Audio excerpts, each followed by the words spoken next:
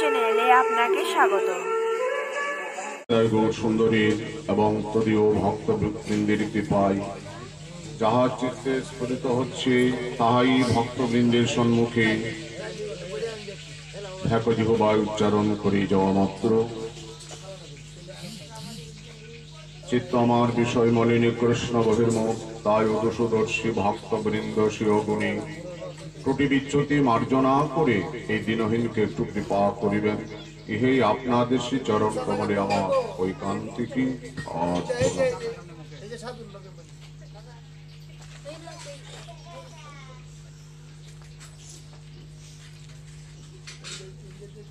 সর্বাগ্রে পরমারাধ্য শ্রী গুরুপাদ পদ্মে প্রণিপাত জানিয়ে শ্রী গুরুদেবের আশীর্বাদ শুনিনি আমরা শ্রী হরি কথা শ্রবণে প্রতিরাম হয়েছে।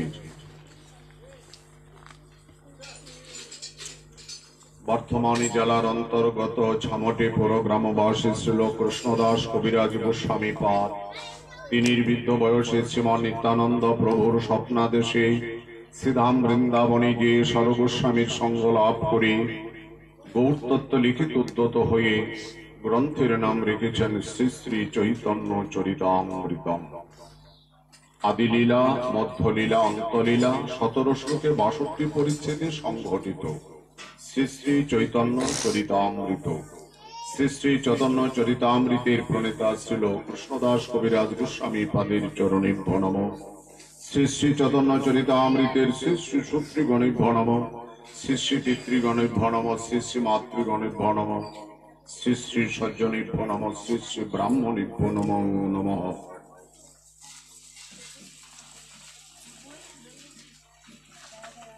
আমরা চৈতন্য চরিতামৃতের অন্তলীলায় ষষ্ঠ পরিচ্ছেদ আমাদের আলোচ্য বিষয়।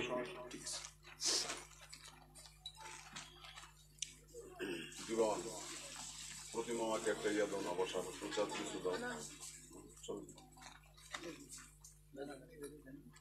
জয় রাধে, জয় নিতাই, জয় নিতাই। আজকে আমাদের ভাগবত পাঠের তৃতীয় রজনী অতিবাহিত হতে চলল। আপনারা জানেন স্বর্গীয় মহাত্মা হরিদাস পণ্ডিত মহোদয়ের তিরোধান তিথি উপলক্ষে ওনার স্বনামধন্য পুত্রগণ, কন্যাগণ, জামাতাগণ, পুত্রবধূগণ তাদের সৌজন্যে সপ্তাহকাল ব্যাপী প্রতি বৎসরের ন্যায় শ্রীমদ্ ভাগবত অনুষ্ঠিত হতে যাচ্ছে। অর্থ থাকলে হয় না, বিত্ত থাকলে হয় না, মহৎ সঙ্গের আয়োজন করা, ভাগবতের আমন্ত্রণ সকলের ভাগ্যে হয় না। বহু বহু জন্মের সৌভাগ্য সুকৃতির ফলে মহৎ সঙ্গ, ভাগবত সঙ্গ, সাধু সঙ্গের সমাবেশ হয়ে থাকে।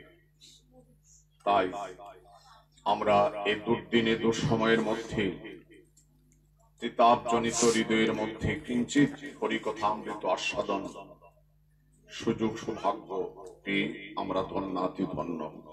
জয় নিতাই, জয় রাধে। প্রভু এসব করে লাভ নাই, আমার এই প্রচার করলাম ওলা কিছুই নাই।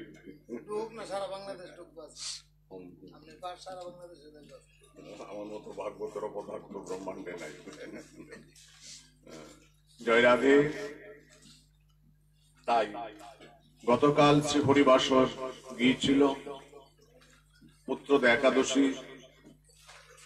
একাদশী সম্পর্কে 2-4টি কথা বলাতে অনেক ভক্তদের আকাঙ্ক্ষা মেটেনি। তাদের একটু আশা, একটু বিস্তারিত আলোচনা শ্রবণ করবেন। সময় সংক্ষিপ্ত আমাদের, কাজী হরিবাসর তো সবার জানা, তথাপিও এই সমস্ত ভাগবতীয় কথা জীবনে কোনোদিন পুরাতন হয় না, জীবনে কোনোদিন পুরাতন হবে না, হয় নাই, হবেও না। কালকে যিনি সংবাদ পড়েছেন টিভিতে, আজকে সে লোকটাই সংবাদ পড়বে, কিন্তু কালকের সংবাদটা আজকে পাবেন না। কালকের সংবাদ আজকে হবে, সংবাদটা কালকে হবে না। পরিবর্তন শ্রীমদ্ ভাগবত নিত্য নব নবায়মান। হরিকথা ভক্তের কাছে নিত্য নব নবায়মান। ভগবান যেমন নিত্য নব নবায়মান, তার কথামৃত ভক্তের কাছে নিত্য নব নবায়মান। সারাটা জীবন গীতা পড়ে যাচ্ছেন, ওই গীতা কি পুরাতন হয়ে গেল? কেউ বলতে পারবে যে ভগবত গীতা পুরাতন হয়ে গিয়েছে? কখনো বলার ক্ষমতা নেই। নিত্য নব নবায়মান। তাই মহাপ্রভু হরিবাসর তত্ত্ব সম্পর্কে আলোচনা করেছিলেন। কৃষ্ণ প্রীতি ভক্তি কৃষ্ণ তীর্থে বাস, যাবৎ নির্বাহ প্রতিগ্রহ শ্রী একাদশ উপবাস। অনেক তত্ত্ব, অনেক কথা, এগুলো সব জানা কথাই আপনাদের। ভগবান শ্রীকৃষ্ণ মরদত্তের সঙ্গে 1000 বৎসর যুদ্ধ করেছিলেন। দত্তের সঙ্গে ভগবানের যুদ্ধ চলল, কিন্তু কেউ কাউকে হটাতে পারছে না। তাহলে ভগবান যদি সর্বশক্তি সম্পন্ন হন, তিনি কি একটা অসুর বধ করতে পারেননি? পারেন। রামচন্দ্র কি জানেন না ভগবান? তিনি জানেন না যে সোনার হরিণ হয় না? জানেন, কিন্তু জানেন তিনি বটে। তাহলে সীতা হরণ হবে না, অসুর নিপাতিত হবে না। ভগবান সব জানেন। তার যা ইচ্ছা, তার উপরে কোন শক্তির কারণে তার যা ইচ্ছা তাই তিনি করতে পারেন, তাই তিনি ঘটাতে পারেন। সেই জন্য তিনি ভগবান। তাই 1000 বৎসর যুদ্ধের পর যখন ভগবান বিশ্রামী ছিলেন, এমন সময় মরদত্ত আবার শ্রী ভগবানকে আক্রমণ করতে এসছেন। আবার ভগবানকে আক্রমণ করতে এসছেন। ভগবানের তার অঙ্গের ভিতরে অনন্ত শক্তির সমাবেশ, অসীম শক্তির সমাবেশ। শক্তিগুলা চিন্তা করলেন, শক্তির কাজ হলো শক্তিমানের সেবা করা। শক্তির কাজই শক্তিমানের সেবায় প্রতিআন হওয়া। তার অঙ্গ থেকে এ মহাদেবী শ্রী হরিবাসর একাদশী মহারানী আবির্ভূত হলেন। আবির্ভূতা হয়ে বহু অস্ত্র শস্ত্র নিয়ে মরদত্তের সঙ্গে তিনি যুদ্ধ আরম্ভ করে মরদত্তটাকে নিপাতিত করলেন। বহু অস্ত্র শস্ত্র নিয়ে দাঁড়িয়েছেন। ভগবানের নিদ্রা ভেঙে গেল। ভগবান তাকে দেখছেন, যে দত্তের সঙ্গে 1000 বছর যুদ্ধ হয়েছিল, সে দত্তটা মৃত মরেই পড়ে আছে। আর এখানে মহাদেবী জিজ্ঞেস করলেন, ওই দত্তটাকে কে বধ করলো? অসুরটাকে বধ করলো কে? আমি করেছি। তোমার কি পরিচয়? আমি আপনারই দেহস্থিত শক্তি, আমার নাম একাদশী। ও তাই? বাহ, খুব ভালো কাজ করেছ। হে মহাদেবী, হে মহাদেবী, মূল্যবান কাজ করেছ। ঠিক আছে, আমি তোমাকে একটা বর দিতে চাইছি। এটা ভগবানের স্বভাব। ভগবান ভক্তকে কিছু না দিতে পারলে আনন্দ পান না। আপনার বাড়িতে যদি বৈষ্ণব আসেন, আপনিও চাইবেন ভক্তের মুখে একটু কিছু পড়ুক, ভক্তকে আপ্যায়ন করে। এটা ভক্তের নিয়ম। হয়তো আপনি আসছেন, কিছু মুখে দিবেন না, চলে গেলেন, কিন্তু আপনার বেলায় যদি এই ঘটনাটা হয়, তখন কি আপনার মনটা আনন্দ হবে? আপনারও তো মনে দুঃখ জাগবে যে বৈষ্ণব এলো আমার বাড়িতে এত দূর থেকে, এত কষ্ট করে, আমি একটু আপ্যায়ন করতে পারলাম না, একটু কিছু মুখে দিতে পারলাম না। যে যাকে ভালোবাসে তাকে একটু খাইতে চায়, যে যাকে ভালোবাসে তাকে একটু কিছু না দিয়ে আনন্দ পায় না। ভগবানের তদ্রূপ স্বভাব। চিরকাল শ্রী ভগবান প্রহ্লাদকে বর দিয়েছেন, ধ্রুব মহারাজকে বর দিয়েছেন, অম্বরীশ মহারাজকে বর দিয়েছেন। যত যত ভক্ত, ভগবানের এটা স্বভাব কিছু দেওয়া, এটা দেওয়া। প্রহ্লাদকে বলছেন, বর চাও, তোমার শরণাগতিতে আমি অত্যন্ত তুষ্ট হয়েছি, আমার কাছে তুমি দুটো বর চেয়ে নাও। প্রহ্লাদ চেয়েছিলেন, প্রথম বরে আমার অসুর পিতার মুক্তি, দ্বিতীয় বরে আমার পিতার আদেশে যারা আমার দেহের উপর অত্যাচার করেছিল তাদেরকে ক্ষমা সুন্দর দৃষ্টিতে মাফ করে দেবে। আচ্ছা, আর ধ্রুব মহারাজকে বর দিতে চেয়েছেন শ্রী ভগবান। ধ্রুব মহারাজ, তোমার সাধনায় আমি তুষ্ট হয়েছি, বর চেয়ে নাও। ধ্রুব মহারাজ চরণে প্রণিপাত করে বলেছিলেন, স্থানাবিলাসী স্থিতং ত্বং প্রাপ্তবান দেবেন্দ্র মুনীন্দ্র গুজ্জম কাচং বিচিন্ন নিপদ দিব্যরত্নং স্বামীন কৃতার্থস্মিন বরং ন যাচে। আমি কাচের টুকরো অন্বেষণ করতে এসে মাণিক্য পেয়ে গেলাম, কাচ অন্বেষণ করতে এসে হীরার টুকরো পেয়ে গেলাম, কাজে বরং ন যাচে। দেবেন্দ্র মুনীন্দ্র গুজ্জম লক্ষ কোটি বৎসর সাধনা করে যাকে পাওয়া যায় না, সে দেবেন্দ্র মুনীন্দ্রদের আরাধ্য বস্তু সেই পাদ পদ্ম তুমি আমাকে দিতে চাইছো প্রভু? কিছু বরং ন যাচে, আমার বল লাগবে না। কি চাই? এই পাদ পদ্মে যেন আমার ভক্তি হয়। চাইলেন না, বরং ন যাচে, কিন্তু দিতে চেয়েছেন তো শ্রী ভগবান। এইভাবে ভগবান ভক্তকে কিছু দিতে চান। ভগবান বললেন, মহাদেবী আমার থেকে কিছু চেয়ে নাও। তখন মহাদেবী হরিবাসর একাদশী তিথি দাঁড়িয়ে বললেন, প্রভু বর যদি দিতে হয়, এই জগতে যারা আমাকে প্রতিপালন করবেন তুমি তাদেরকে কৃষ্ণ ভক্তি দান করবে। এই জগতে যারা আমাকে প্রতিপালন করবেন তাদেরকে তুমি কৃষ্ণ ভক্তি দান করবে, প্রেম ভক্তি দান করবে। ভগবান বললেন তথাস্তু।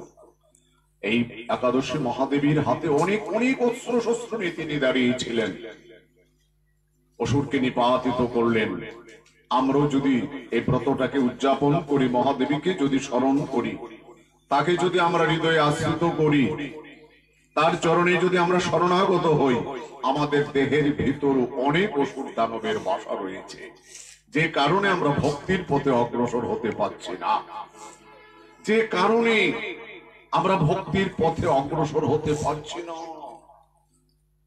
পাশের বাড়ির লোকটা আমার শত্রু না, পাশের বাড়ির লোক আমার শত্রু না, অন্যের শিষ্য আমার শত্রু, অন্য গুরুদেবের শিষ্যকে আমরা শত্রু মনে করি না, না না, সে শত্রু না, মহাশত্রু। মহাশন মহাপাপমা বিদ্যে নমি হবৈরি না। ভগবান গীতায় বললেন অর্জুনকে, মহাশত্রু তোমার ভিতরে এমন মহাশত্রু দাঁড়িয়ে আছে, তুমি সংবাদই রাখো না। এরা কারা? দেহে বৈশে রিপুগণ যত ইন্দ্রিয়গণ কেহ কারো বাধ্য নাহি হয়, শুনিলে না শুনে, জানিলে না জানে না, ধরাইতে না পারে নিশ্চয়, কাম ক্রোধ লোভ মোহ মদ মাৎসর্য দম্ভ সহ। স্থানে স্থানে নিযুক্ত করি, আনন্দ করি হৃদয়, রিপু করি পরাজয়, অনাসে গোবিন্দ ভজিবা। কাজে যে রিপুর কারণে, যে শত্রুর কারণে আমরা পারি না। অতক্ষণ প্রযুক্ত পাপং চরতি পুরুষ অনিচ্ছন্ন কি বাসনা বলাদীপ নিয়োজিত। আমি পাপ করতে না চাইলে কে জানি আমার মনটাকে টেনে পাপের পথে নিয়ে যায় কৃষ্ণ, সে লোকটাকে, সে মানুষটাকে। অতক্ষণ প্রযুক্ত পাপং চরতি পুরুষ। হ্যাঁ, আমি পাপ করতে না চাইলে কোন পুরুষটাকে টেনে নিয়ে যায়? ভগবান বাচ কামশ ক্রোধেশ রজগুণ সমুদ্ভব মহাসন মহাপাপমা বিদ্যা নামি বৈরী নামি। তুমি জানো না, সংবাদ রাখো না, মহাশত্রু চিরশত্রু তোমার দেহের ভিতরে বাসা বেঁধে বসে আছে। এই জন্য হরিবাসর তিথির প্রয়োজন। এই অসুর গুলাকে, ইন্দ্রিয় গুলাকে সংযত করতে হলে, এরা কারা? 10 6 16 এরা বাদী হলো আমায় ভোলাইতে করে নানা ছলনা, আমার হরি বল বলায় আর হলো। মুখে বলি কাজে করি, তাই তো প্রেম বাড়ি আমার এলো। শত্রুর সংবাদ রাখি না, মহাশত্রু তোমার দেহের ভিতরে। তুমি এদেরকে যেদিন বশীভূত করতে পারবে, সেদিন তোমার ভজন আনন্দময় হবে, সেদিন তোমার ভজন আনন্দময় হবে, তা না হলে হবে না। তুমি ঠাকুর ঘরে গেলে কি হবে? মন কোথায়? আমি ঠাকুর ঘরে ভজনে বসছি, মন বাজারে। ইলেকট্রিক বিল, দুধের বিল, চাউলের বিল, বাপরে বাপ, বাসা ভাড়া, এই মন কোথায়? কাজে সংযত করতে হলে এই উপবাস, একাদশীকে একান্ত প্রয়োজন। বিজ্ঞান করেছেন একাদশী ব্রতের যে কত গুরুত্বপূর্ণ ব্রতটা। এই জন্য অন্নমাস্রতি তিস্তন্তে সম্প্রাপ্ত হরিবাসনে।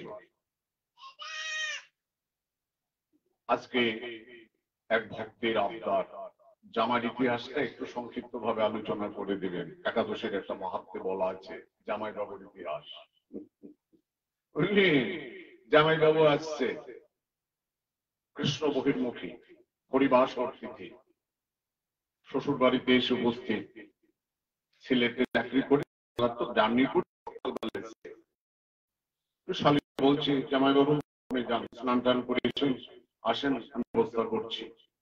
8টা-9টা বেজে গিয়েছে। মা বাবা শ্বশুর ঠাকুর, শ্বশুর শাশুড়ি তারা ঠাকুর ঘুরে আছে। গিয়ে মা বাবাকে জানালেন জামাই বাবু আসছে, একটাই আদরের মেয়ে, একটাই জামাতা, কিছু ফলমূল টুল ছানা টানা এইসব দিয়েছে, ফলমূল দিয়ে জানিয়ে যান জামাই বাবুকে। উনি স্নান করে এসে খেতে বসতেন। বসার পর যখন চেয়ে দেখলেন এই সমস্ত, বলছে প্রমীলা, প্রমীলা আমি তো এগুলা খাবো না, আমি তো তোদের বাড়িতে এগুলা খেতে আসি নাই, 2-3 বছর পর আমি শ্বশুর বাড়ি আসছি, আমাকে এগুলা কি দিয়েছিস?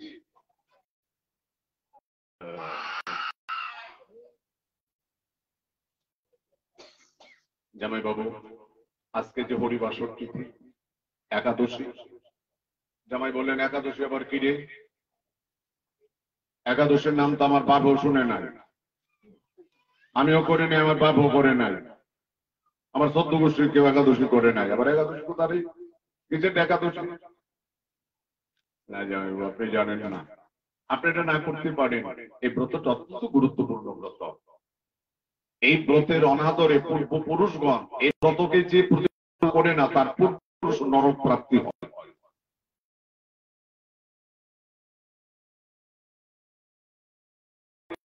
দান নিষেধনের দ্বারা সাধ্যই নিষেধ। একাদশীর দিন যদি মহোৎসব হয়, আমাদের দেশে এরকম ছিল, আগে ছিল। আমি একবার নাটক গিয়েছি অনেক বছর আগে, হরিবাসর একাদশীর দিন কালীবাড়িতে বিরাট অন্নস্তূপ আকৃত হরিবাসর। প্রশ্ন আসবে পুরীতে হয় না, পুরীতে হবে কেন? জগন্নাথ তিনি ভগবান, ভগবানের তো উপবাস না, ভগবানের তো উপবাস না, উপবাস তো ভক্তের ইন্দ্রিয় সংযত করবার জন্য, ভক্তি লাভের জন্য, ভগবানের তো না। ভগবানের ভোগ হবে বৃন্দাবনে, ভোগ হয় নবদ্বীপে, অন্ন ভোগ হয়, ভোগটা মুখ রাগ করি ঢেকে রেখে দেয়, পরের দিন স্নান করি, এই প্রসাদকে মহাপ্রসাদ পালন করা হয়, ভগবানের জন্য তো না। কিন্তু বৃন্দাবনে শ্রী ভগবান এই ব্রতকে নিজের দ্বারা, এই ব্রত মায়ের দ্বারা ব্রত প্রতিপালন করিয়েছিলেন। আমাদের সচিনন্দন গৌর হরি তিনিও বাল্যলীলাতে মায়ের মাকে দিয়ে প্রবর্তন করিয়েছিলেন। ভগবতী একদিন মাতার চরণে করি প্রণাম, মাতা মোরে প্রদান, মাতা কহে তাহে দিব যে তুমি মাগিবা, প্রভু কহে একাদশীতে অন্ন না খাইবা, মাতা কহে ভালোই কহিলা সে হইতে সচিমা একাদশী ব্রত করিতে লাগে না। নিমাই খুব ভালো কথা বলেছিস, এই ব্রতটা করলে যদি আমাদের মঙ্গল হয়, আমাদের কল্যাণ হয়, করতে তো আপত্তি নেই বৎস। তাহলে এর পূর্বে সচিমা একাদশী ব্রত করে নাই। আমাদের উত্তরবঙ্গ বগুড়ার থেকে একটা বই ছাপানো হয়েছিল, সদবাদীর একাদশী লাগে না, সদবাদের লাগে না, লাগে। কে বলছে লাগে না? তারা যদি মঙ্গল চণ্ডী করতে পারে, কাটকাটা চণ্ডী করতে পারে, হাসরা চণ্ডী করতে পারে,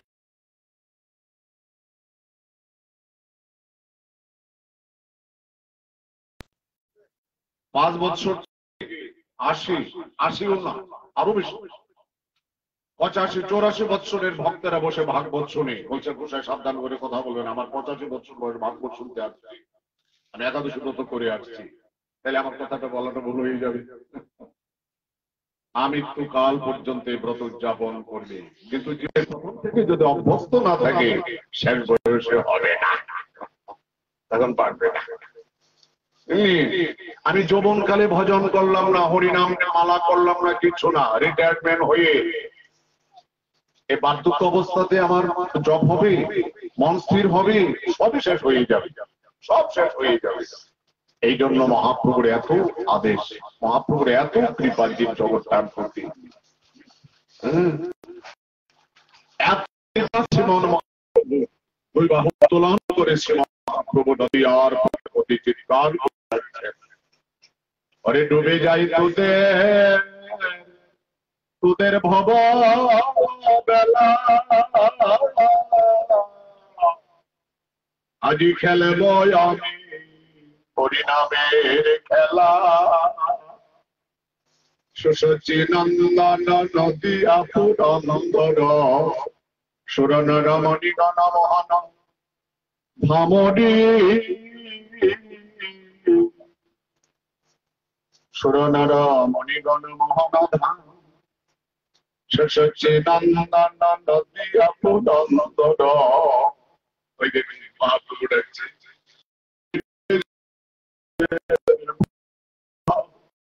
আগে খেলা হরি নামের খেলা, পরে ডুবে যাই তোদের ভববেলা।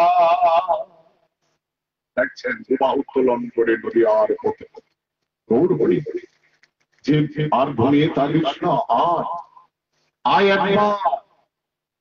একবার নাম যোগ দিয়ে আয়, নাম সংকীর্তনে আয়, হরিনাম কর।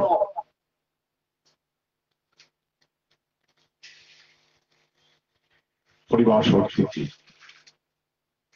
হরিবাসর জামাই বলছেন না,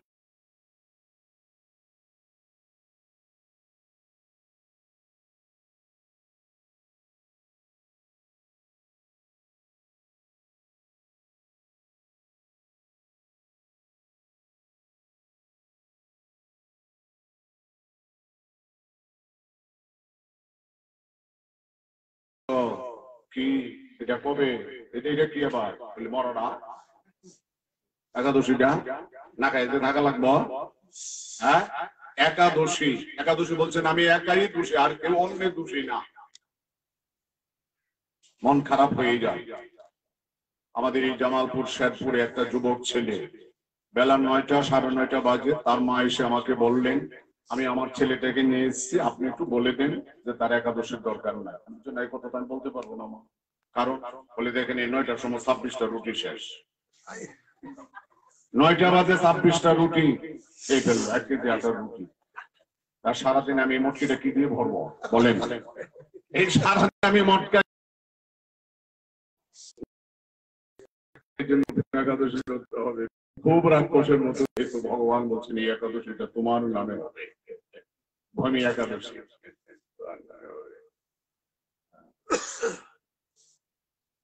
তাহলে কাকিমার ঘর থেকে ভাত নিয়া জামাই বাবু, আপনি জানেন না এই পাড়ায় সবাই একাদশী ব্রত, এই গ্রামে সবাই একাদশী ব্রত উদযাপনকারী, কারো ঘরে আজকে অন্ন পাওয়া যাবে না।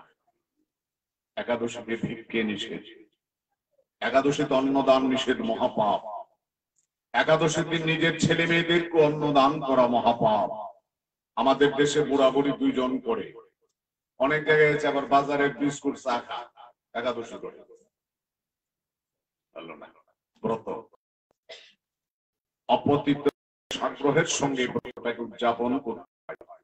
একটা কথাই আমি বারবার বলছি, জীবনের প্রথম থেকে যদি ব্রতটা উদযাপিত না হয় পরে হবে না, কিচ্ছু হয় না। আমাদের ভজন সাধন করে এটা কিচ্ছু হবে না, কিচ্ছু হয় না। আমি তো দেখছি অনেক জায়গায় দেখছি রিটায়ারমেন্ট হয়ে হরি নাম নিচ্ছে, জব করতে পারে না, তো দেখেন নাম মালাটা নিলে হাতটা অবশ হয়ে যায়, আর পারে না, বলে সময় তো নাই। এখন নিয়ে কি হবে? কাল যে কথাটা বলা হয়েছিল, ক্লোরোফিনটা যদি নষ্ট হয়ে যায় বেলপাতাটা যজ্ঞে লাগে না। দেহের যদি সব সামর্থ্য শেষ হয়ে যায় এই দেহটা দিয়ে আর গুরু গোবিন্দ সেবা হয় না। এই জন্য আমাদের লালন ঠাকুর গান গেয়েছিলেন, লালন ফকির বলেছিলেন, সময় গেলে সাধন হবে না। কথাগুলাকে উপেক্ষা করতে পারে না,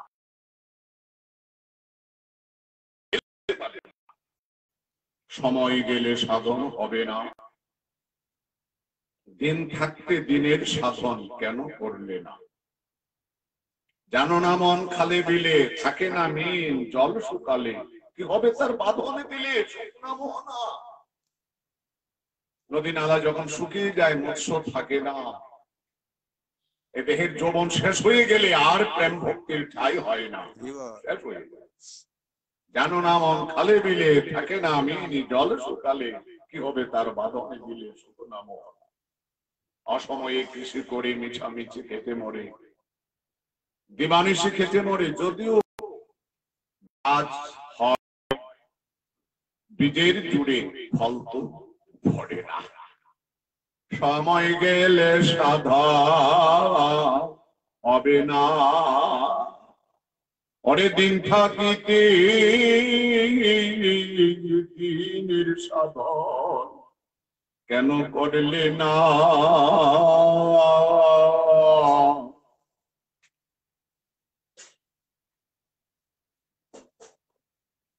প্রসাদের থালা ধাক্কা মেরে ফেলে জামাই চলে গেল। পিছনে দাঁড়িয়েছেন, মেয়েটা গিয়ে মা বাবাকে বললেন, বাবা জামাই বাবু কিছু পাননি, চলে গেলেন। কেন?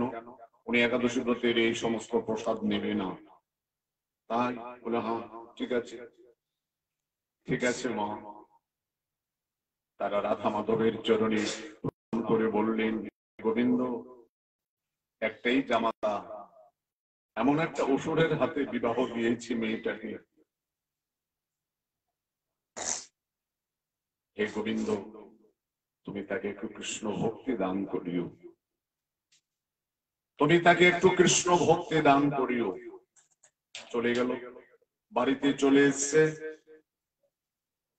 সারাদিন খাওয়া দাওয়া নেই।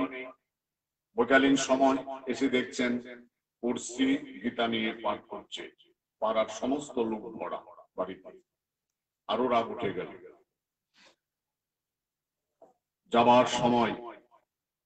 যাবার সময় চলে যাচ্ছে আর বলছে, 11 সাল 11 শ্বশুর বাড়ি জানে শুনে না, মানা যায় না, শুনে না, একবার একেবারে মেয়ে নিয়ে কপালে দিয়েছে।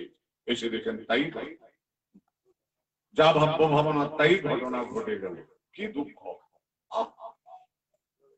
সে বুঝতে পেরে তাড়াতাড়ি এসে একটা প্রণাম করলেন। স্ত্রীকে বললেন, তাড়াতাড়ি খাবারের ব্যবস্থা করো, সারা রাত্র খাইনি, সারাদিন কিছু খাইনি, ব্যবস্থা করো, খাবারের ব্যবস্থা করো। আজকে পরিবার তিথি, তার জন্য সবজি অনেক কিছু করে রেখেছি স্বামী, তোমার কোনো অভাব নেই, অনেক কিছু আছে, শুধু ভাতটাই দিতে পারবো না, ভাতটা ছাড়া সবকিছু দিতে পারবো। কেন? টাকা কম পাঠায়, টাকা কম আসে। আমি এত পরিশ্রম করে এসেছি, এত অর্থ উপার্জন করি, একটা ভাত তোকে দিতে পারবো না? যা তা বলতে লাগলেন। তার বাবা এসে ছুটে বললেন, পরিমল, পরিমল তোকে একটা কথা জানিয়ে দিচ্ছি, পরিমল তোকে একটা কথা জানিয়ে দিচ্ছি, যা কিছু বলতে হয় আমাকে বল, বৌমাকে একটা কথা আমি বলতে দেব না। কারণ কি জানিস? আমি জানি না আমার কোন সুকৃতি সৌভাগ্যের বলে একজন বৈষ্ণব আমার ঘরে এসেছে, আমার এই কুলটাকে, আমার এই কুল পবিত্র করবার জন্য এমন একটা বৈষ্ণব কন্যা আমার ঘরে এসেছে। আমরা তো নরকের যাত্রী ছিলাম, আমরা নরকের মধ্যে ডুবেছিলাম, আমরা জানতাম না ভগবান কি সম্পদ, ভগবান কি জিনিস। বৌমা এসে আমাদেরকে কত কিছু জানালেন, তাত্ত্বিক রহস্য। আমরা এই বৌমার আশীর্বাদে, বৌমার কৃপায়, আমরা বৌমার সৌজন্যে, তার কল্যাণে আজকে আমরা ভক্তির প্রতি অগ্রসর হতে যাচ্ছি। যা কিছু বলতে হয় আমাকে বল, বৌমাকে একটাও কথাও আমি বলতে দেব না। এই জন্য বিবাহ, ছেলেদের বিবাহ দিতে গেলে আগে দেখতে হয় মেয়েটার বংশ, বাড়িতে বৃন্দাদেব আছে কিনা, বিগ্রহ আছে কিনা, একাদশী ব্রত হয় কিনা, নিয়ম সেবা হয় কিনা, জেনে শুনি দেখে বিবাহ দিতে হয়। কারণ একটা নারীর জন্য অনেক কিছু ঘটে যায়, লন্ডভন্ড হয়ে যায়। সোনার সংসার আগুনে অগ্নিতে ছারখার হয়ে পড়ে সংসার সুখী হয় রমণীর গুণে, আর সংসার ধ্বংস হয় রমণীর কারণে। একটা রমণীর অনেক সুখ, অনেক সুখ, অনেক কিছু করতে পারে একটা রমণী। ছেলে মা বাবাকে ভাত দেবে না, মা বাবার সঙ্গে দুর্ব্যবহার করছে, কি বলছেন সঙ্গে কি ব্যবহার করছে? তুমি কি মাটি বেঁধে দিচ্ছ? তুমি মাটি বেঁধে এসছো? কে তোমাকে এত কষ্ট করে 10 মাস 10 দিন গর্ভে রেখে জন্ম দিয়েছে? তোমার এই দেহটাকে প্রতিপালন করে মানুষ করেছেন, যার অর্থে তুমি প্রতিপালিত হয়েছো, তাদের সঙ্গে তুমি দুর্ব্যবহার করছো। তোমারও তো ছেলে আছে, তুমি তো পুত্র জন্ম দিয়েছো, তোমার ভবিষ্যৎ তুমি চিন্তা করছো। স্ত্রী যদি ভক্তিমতী হয়, পুরুষটা কোথায় যাবে? আর স্ত্রী যদি নারকী হয়, কোলোটা হয়, তাহলে তো সংসার সব শেষ হয়ে গেল। অনেক জায়গায় দেখা যায়, অনেক জায়গায় দেখা যায় এমন পুত্রবধূ আছে তারা মানুষের, আমি না কোন জন্মের স্বীকৃতি সৌভাগ্যের ফলে বৈষ্ণব আমার ঘরে এসেছে। আজ আমরা ধন্যাতি ধন্য বোমার কারণে। প্রহ্লাদকে যখন নৃসিংহদেব বর দিতে চেয়েছিলেন, দুটো বর নিয়ে নাও প্রহ্লাদ, তুমি দুটো বর নাও। প্রহ্লাদ বললেন, প্রথম বরে আমার পিতার মুক্তি চাইছি, অসুর পিতার মুক্তি চাইছি, তুমি কৃপা করে আমার অসুর পিতাকে মুক্ত করে দাও, আমার পিতার যেন আর এই ভবযন্ত্রণা ভোগ করতে না হয় প্রভু। নৃসিংহদেব হাসছেন, প্রহ্লাদ প্রহ্লাদ তা চাইছ কেন? শ্রী ভগবান বললেন, সপ্তভি পিতা পিতৃভি সহতেন যৎসদস্যে কুলে জাত ভবান বৈকুল পাবন। প্রহ্লাদ, তোমার মতো কোন বৈষ্ণব যদি কোন বংশে জন্মগ্রহণ করে, ত্রিসপ্তভি পিতা পিতৃভি সহতেন 321 পুরুষ, তারা নরক প্রাপ্ত হলে নরকের পথ থেকে, নরকের হাত থেকে মুক্ত হয়ে ভগবত ধাম প্রাপ্ত হয়। ত্রিসপ্তভি পিতা পিতৃভি সহতেন যৎসদস্যে কুলে জাত ভবান বৈকুল পাবন। 321 পুরুষ যারা নরকে পড়ে আছে, হাবুডুবু খাচ্ছে, নরক যন্ত্রণা ভোগ করছে, হঠাৎ করে তারা দিব্যদেহ প্রাপ্ত হয়ে হরিনাম করতে করতে তারা ঊর্ধ্বলোকে ছুটছে। আর যারা নরকে পড়ে আছেন না, আর যারা নরকে পড়ে আছেন তারা বলছেন, দাঁড়াও, একসঙ্গে তো নরক যন্ত্রণার মধ্যে ছিলাম, তোমরা কোথায় যাচ্ছ? এখন তোমরা কোথায় যাচ্ছ?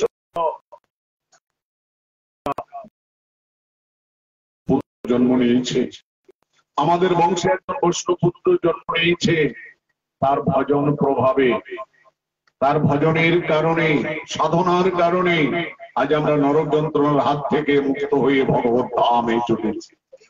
কুলং পবিত্রং জননী কৃতার্থা বসুন্ধরা সাবচুচ্চধান্না নিত্যন্তে স্বর্গে পিতর পেতে যে সাংকুলে বৈষ্ণব নাম। একজন বৈষ্ণব পুত্র যদি বংশে জন্মগ্রহণ করে, আজকে এখানে প্রতি বছর সপ্তাহ কাল ব্যাপী তিরোধান তিথি উপলক্ষে, পরে কথাগুলো আমরা শুনবো, কেন মা বাবার তিরোধান তিথি করতে হয়, করলে কি হয়, না করলে কি হয়। বৈষ্ণব পুত্র জন্ম দিয়েছেন বিধায় তো এ মা বাবার পিতার স্মৃতিটাকে স্মরণ করছে। আমার মতো কুলাঙ্গার হলে তো সব হারিয়ে যেতাম। কুলাঙ্গারের কাছে তো কিছু থাকে না, সৎপুত্র বৈষ্ণব পুত্র বিধায় আজকে এই সৎ অনুষ্ঠান, মহতি অনুষ্ঠানের আয়োজন করা হয়েছে।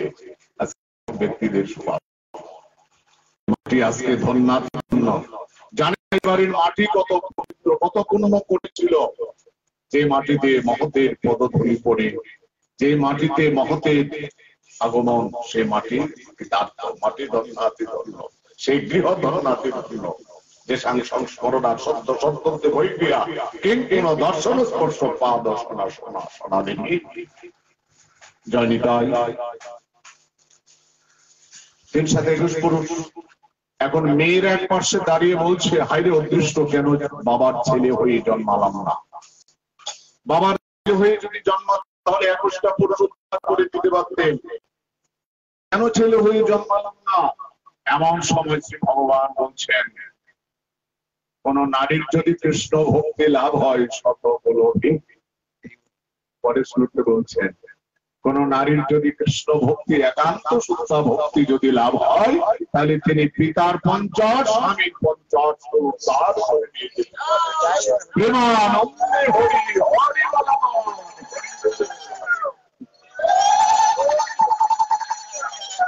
নারীদেরই শুদ্ধ ভক্তি, নারীদেরই শুদ্ধ অনেক ভক্তি, মনে কিছু নেবেন না। এখানে আমরা পুরুষ কয়জন আর নারী কয়জন, মেয়েরা কয়জন, মাতাজি কয়জন হয়? ভাগবত পাঠে গেলে দেখা যায় তাদেরই সংখ্যা বেশি, তাদেরই সংখ্যা বেশি। পুরুষের সময় নেই, আমাদের পুরুষ সময় নেই, মেয়েদের। তারাই ভক্তিমতী, তারাই ভক্তিমতী। সুদামা ঠাকুর বলেছিলেন গোবিন্দকে দ্বারকায় গিয়ে, আমি ইচ্ছা করে এসেছি, আমার স্ত্রীর কারণে তো তোমার কাছে এসেছি। ভগবান বলছেন, তাহলে এমন ভাগ্যবতী স্ত্রী তুমি পেয়েছো সুদামা, তোমার জীবনে স্বয়ং ভার্যয়া, স্বয়ং ভার্যয়া বিপ্র বহু সুপ্রার্থিত মোহ অয়ং হে পরমলাভ। বারবার অনুরোধ করছে, একটু যাও না দ্বারকায়, একটু যাও না স্বামী, একটু যাও না, গিয়ে একটু গোবিন্দ দর্শন করে এসো না, যাও না একটু, একবার যাও, একবার একটু দেখে এসো না ভগবানকে দ্বারকায়। তোমার এত দুরবস্থা, আমাদের এত দুরবস্থা, আমি কিছু চাইতে পারবো না। বলে চাওয়া লাগবে না, ভগবানের কাছে চাওয়া লাগে না, মুখটা দেখলে তিনি অন্তর বুঝে নিতে পারেন তিনি ভগবান, তার কাছে চাওয়া লাগে না, চাওয়া লাগে না। সেই কারণে অন্য বিখ্যাত ভাগবতে আমরা দেখেছি 23তম অধ্যায়, আমরা সেখানেও দেখেছি ভাগবতে, শ্রীমদ ভাগবতে রমণীগণই ভগবানের কৃপা লাভ করেছিলেন, ব্রাহ্মণগণ পায় নাই। তারা পরবর্তীতে ধিক্ষার দিয়েছিলেন নিজের জীবনকে, ধিক জন্ম শ্রীবিদ, ধিক জন্ম নশ্রবিদ, ধিক প্রতং দিক বহু জ্ঞাতম, ধিক কুলং দিক ক্রিয়া দায়িত্ব বিমুখা যেত। আমরা নিকটে ভগবানের আমাদের কাছে ভিক্ষা চাইলো, ভগবানকে একটু ভিক্ষাটা দিতে পারলেন না, এক পুষ্টি অন্ন দিতে পারলেন না, আমরা এত বড় বিপদ। আর দেখো আমাদের ভক্তিদের কি অলৌকিকই ভক্তি, তারা অন্যের পাত্র মস্তকে নিয়ে অসুখ কাননে গিয়ে গোবিন্দকে ভোজনে দিয়ে কৃতার্থ হয়ে আসছে। আমরা কেমন ব্রাহ্মণ, আমাদের মতো নরধমকে আছে, আমাদের দরজায় ভগবান এসে গেল, আর আমরা একটু ভগবানকে দেখতে পারলাম না ভক্তির কারণে। না প্রীতে অনুরাগায় অঙ্গ সঙ্গে নামে ভগবান পাশে থাকলেও দেখা হবে না, চিত্তে যদি হরি ভক্তির লেশ না থাকে, হৃদয়ে যদি ভক্তি না থাকে, ভগবান সর্বদা থাকলেও ভগবানকে দেখা যাবে না। এই ভক্তিটা লাভের জন্যই আমরা এখানে আসছি, এত দূর থেকে এত কষ্ট করে আপনারা আসছেন। আমরা কি জন্য এখানে আসছি? কি পাওয়ার জন্য? ভাগবত সাক্ষাৎ ভক্তি তত্ত্ব, ভাগবত সাক্ষাৎ ভক্তি তত্ত্ব। ভক্তি বিতরণ করছে ভাগবত শ্রবণ, সুযোগ সৌভাগ্য যার জীবনে নাই, সে ভক্তির থেকে চির বিমুখ হয়ে যাবে। অনেকে বলে না আমরা এত শোনা টোনার সময় টময় পাই না, আমরা সময় টমে না, আমরা তো শুনি টুনি, আমরা খুব ভক্ত, খুব লম্বা ভক্ত, বিরাট ভক্ত, তবে ঘন্টা কিছুই না, কিছুই না। ভক্তি এত সহজ নয়। আরে ভক্তিটা এক জীবনের সাধনা না। বহুনাং জন্মনামন্তে কেন মানবান প্রবদ্ধতে বাসুদেব সর্বমিতি সমাত্মা সুদুর্লভা। জামাই চলে এলেন, তারপরে বাবার কথা শুনলেন, যা পকেটে টাকা আছে হোটেল থেকে খেয়ে নিয়ে যা, যা হোটেল থেকে খেয়ে নিয়ে যা। বাবাকে একটা কথা আমি বলতে দেবো না, একটা কথা বলতে দেবো না। জানি তাই। চলে গেল, চাকরিতে চলে গেল, বয়স হয়েছে, আস্তে আস্তে দেহ বিকলাঙ্গ হতে যাচ্ছে। এগুলা ভগবান ভগবত গীতাই বলে রেখেছেন, দেহস্মিন যথা দেহে কুমারং যৌবন জরা, দেহস্মিন যথা দেহে কুমারং যৌবন জরা। এটা প্রকৃতির বিধান। আমি যতই কিছু পেন্টিং যতই কিছু করি না কেন, এই দেহকে কিন্তু টিকিয়ে রাখা হবে যাবে না। এই দেহ ঘর একদিন ভেঙ্গেই যাবে। 10 বছর আগে কি ছিলাম, আয়নাটাতে মুখখান দেখেন কি হয়ে গিয়েছি। আমি 10-12 বছর পর কুমিল্লা এক জায়গায় পাঠে গিয়েছিলাম। এক বৃদ্ধ বারান্দায় গিয়ে বললেন, কাকে নিয়ে আসছিস? পাঠের জন্য। বললাম, সুভাষ ঘোষের নিয়ে আসবি। টাকা পয়সা কম আছে তোদের? ওনাকে আনলে কত টাকা লাগে? বললাম বারবার, কতদিন আগে ওনার পাঠ শুনেছিলাম আন্দিপুর। সুভাষ ঘোষের নিয়ে আসবি। তোর কারে নিয়ে আসছো? বলে, তোমার সুভাষ ঘোষে মরে গেছে। আরে তুই কি বলছিস? উনি মারা গেল? আমি বলছি, দাদু মরি নাই, এখনো বেঁচে আছি। যাকে আপনি যার নাম বলছেন এই নরাধমটা আমি। হ্যাঁ, আপনার কি মুখখান ছিল, কত সুন্দর ছিল, কি হয়ে গেলেন? তো এটি প্রকৃতির নিয়ম, চিরদিন কাহারও সমান নাহি যায়, আজি যে রাজা ধীরাজ কালে সে ভিক্ষা যায়। অবতার শ্রী রামচন্দ্র যে জানকীর প্রতি, তার হলো বনবাস রাবণ করে দুর্গতি। সংসার সংসারতি সার, সংসার এটা পরিবর্তনশীল, এটা পরিবর্তনশীল। আজের দিন কাল থাকবে না, এটা পরিবর্তন হয়ে যাবে। যত আপন প্রিয়জন, কেউ তোমার এখানে চিরকাল থাকবে না। নদীর জল একভাবে থাকে না, ভাটা পড়ে আবার জোয়ার আসে। এটা সংসার পরিবর্তনশীল, এটা তোমার চিরকাল থাকবে না। দেহনস্মিনী যথা দেহে কুমারমে যৌবনমে জরা তথা ধ্যান্তর প্রাপ্তির স্তোত্র নহে। আদি ব্যাধির দ্বারা আক্রান্ত হয়ে পড়লেন কবি। এটা আমাদের আসবি, কেউ রক্ষা করতে পারবে না। আসবি, হঠাৎ করে দুটো হাত অবশ হয়ে গেল, লিখতে পারছেন না। হঠাৎ করে দুটো হাত অবশ হয়ে গেল। জয়নি তাই আমি যেদিন এখানে আসছি, আমার এই হাতটা অবশ হয়ে গিয়েছে। 5-6 ঘন্টা এইভাবে ছিলাম, এতে মানুষটা ছিল রোগের ভুগতি হয়ে। পরে এসে এখানে স্নান করি, তিলকটা করবো আর জীবনকে ডাকলাম, জীবন বাবা দেখো তো হাতটা কেমন হয়ে গেল। তাহলে আমার কি প্যারালাইসিস হয়ে গেল? আমি কি শেষ? আমার ভাগ্য শেষ হয়ে গেল? ডাক্তার কেশববাবু আছে, উনি আসছেন, ও না, আপনার রোগের সমস্যা এসে বয়স হলে যা হয়, বয়স হলে যা হয়। এই জন্য শ্রীমন মহাপ্রভু বলছেন, এই জন্য শ্রীমন মহাপ্রভু বলছেন, সকাল সন্ধ্যায় হাততালি দিয়ে হরিনাম করে, হাততালি খুব জোরে জোরে হাততালি দিয়ে হরিনাম করতে হবে। আর না হলে কি হবে? আর যখন প্যারালাইসিস হবে, অবশ হবে, ডাক্তারের কাছে যাবেন, ডাক্তার একটা বল দিবে হাতে, বল দিয়ে বলটা দিয়ে বলবে 1 ঘন্টা করে এইভাবে এইভাবে পাম্পিং করে, শক্তি আসবে। মহাপ্রভু বলছেন 1 ঘন্টা 2 ঘন্টা নষ্ট করার তো দরকার নাই।